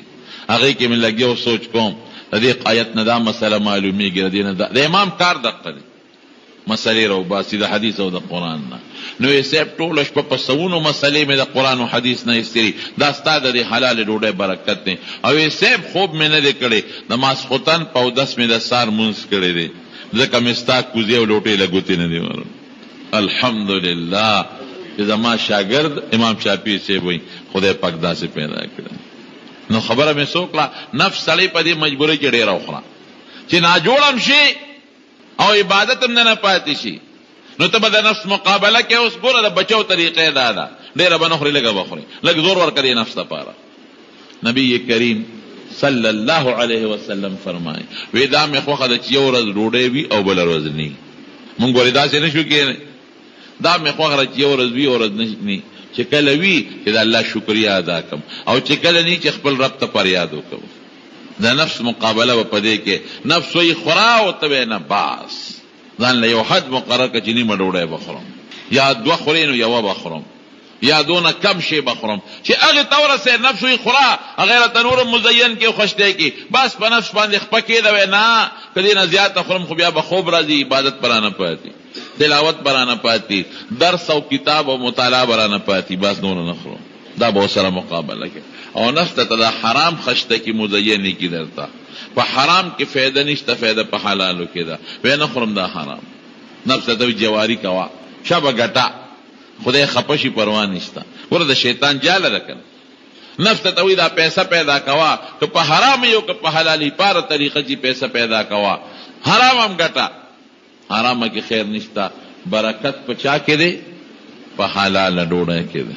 د نفس نو په دې ځان بچ کې ډوډۍ به کمه خورې او حلاله به خورې حرامه به نه خورې. یوې دا ده. بل نفس تا ته څه وایي بل نفس دې صدقې نه منې کوي خیرات به نه کوي که ته پیسې ورکې دا پیسې راته خوښوي. ګوره د ټول کار تزیین دی یو شی ډولې کول دا خپل نفس تا ته ډولې کي چې ته ستا په شان بل څوک نشته دا ستا دا مال تا ته ډولې کي چې ګورې پام کوه دا څه کوې که دا خیرات دې ورکو دا په خپلو بچو ولې نه لګې دا مال به دې کم شي غریب به شې دا خبرې درته کوي. حالانکه د نفس مقابله به اوس کوو. څنګه به کوو؟ دوه مثال یې دله درکوم. یو مثال یې د دواړو جهانو مبارک سردار کړی نبی کریم صلی الله علیه وسلم فرمایي په بني اسرائیلو کې یو سړی هغه د اوریا دی نه یو اواز واورېده. اوریا راله او ګلاس ګلوس جوړ شو او یو اواز ته شو اسق حدیقه فلان اے اوریا دی د فلان کی سړی باغ سیراب کا لږه غوندي اوریا وی ما ورته کتل هغه اوریا لاړ او مخامخ یو غرو پاغي باندې اوپړقېدله باران ته شو وی زه ولاړې ما وی هغه د باران اوبه په هغه لښتي کې اوچ لښتې هغې کې را روانې دي لښتې ډک شو وی ما یې ودرېږه اوس معلومات کوم چې د اوبه کم خوازي هغه اوبه روانې په یو باغ ورننوتې زم هغه باغ ته ورغلم په هغه باغ کې یو سړی دی بیلچې ورسره تیار ولاړ دی هغه په هغه بیلچې باندې هغه اوبه خور کوي هغه باغ یې اوبه کړ. ما یې تپوس ته وکړه هلکه ستا څه نوم دی وی هغه نوم یې راته واغېست چې کوم ما د هغه وریځې نه اورېدلې. او دا خدای پاک دا باران د دپاره وکړه خالص ته د یو سړي دپاره یې ورځ پیدا کړه هغې نه باران وکړه او هغه باران یې په داسې ځای وکړه چې هغه اوبه هم په دقه لښتي کې رالی چې د ده پټۍ پسې رب شي. ستا نوم خو ما د وریځې نه واورېد ته په دې باغ کې څه کوې کورس وی هغه راته وی چې دا باغ نه که به میوه حاصله شي درې ځایه کوم یوه عیسه واپس په دې باغ لګوم یوه عیسه د الله په نوم صدقه کوم او یوه عیسه په خپلو بچو رشته دارانو باندې خورم. ګوره صدقه پکې ورکوي که نه مونږ چې صدقه ورکو نو مونږ وی مال کم شو بلا پیسې رانه لاړې او الله قرآن کې یربي الصدقات یمحق الله الربا او یربي الصدقات د سود پیسه چې څوک سود کوي دا هم د نفس په وجه کوي دا خدای پاک تباه کوي او سود خور چېرته کامیاب نه دی اخره کې د هر څه نه خلاص شي او صدقه خدای پاک زیاتی او دا دی ګوره خدای د ده دپاره سپیشل وریځ راوسته او بې تې راتوې کو د باغچې پې اوبه کړل. دا یو مثال شو.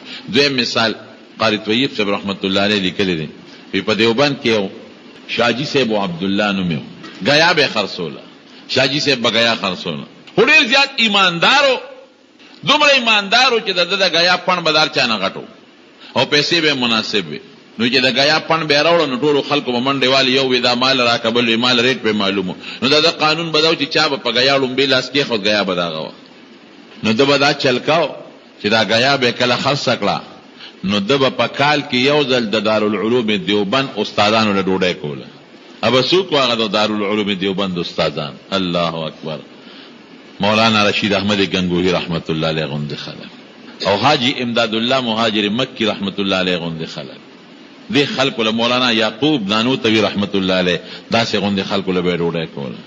نو مولانا یعقوب صاحب د دارالعلوم دیوبند محتمم پاتې شوی دی وی هغه وی چې مونږ به یو کال د شاجي صاحب د ډوډۍ انتظار کوو چې کله به د ډوډۍ راځي حالانکه هغې کې به څه خاص شی نه و څه غوښه او څه ترکاري معمولي غوندې خورا به و پکې یو کال وی دا ولې به م کال انتظار کو وی قسم دی چې هغه ډوډۍ به مونږ د چاجي صاحب وخوړه نو 40 ورځو پورې مونږ په خپل نفس کې رڼا محسوسوله برکت به محسوسه او شاجي صاحب به په دې پیسو څه کول هغه به دا پیسې درې ځای کړې نو یو ځای به کېښودلې نو کال کې به ته لږې جوړې شي نو دارالعلوم دیوبند په استادانو به په ډوډۍ ولګول یو ځای به په خپل او په بچو خوړلې او یو ځای به په مسکینانو فقیرانو او رشتہ دارانو باندې خرچ کول د غیا پیسې سي یو ځل پنډې راوړیو یو دغه راغی تانهدار راغی په غیا لاس کې خو ودا مونږ کړی اوس او پیسې ور نکړې نو د یو ویاړه نو چې تانهدار سے مازیګر ماښام کور ته لاړ بیبي ورته ویل دا څنګه غیا دې راوړې وه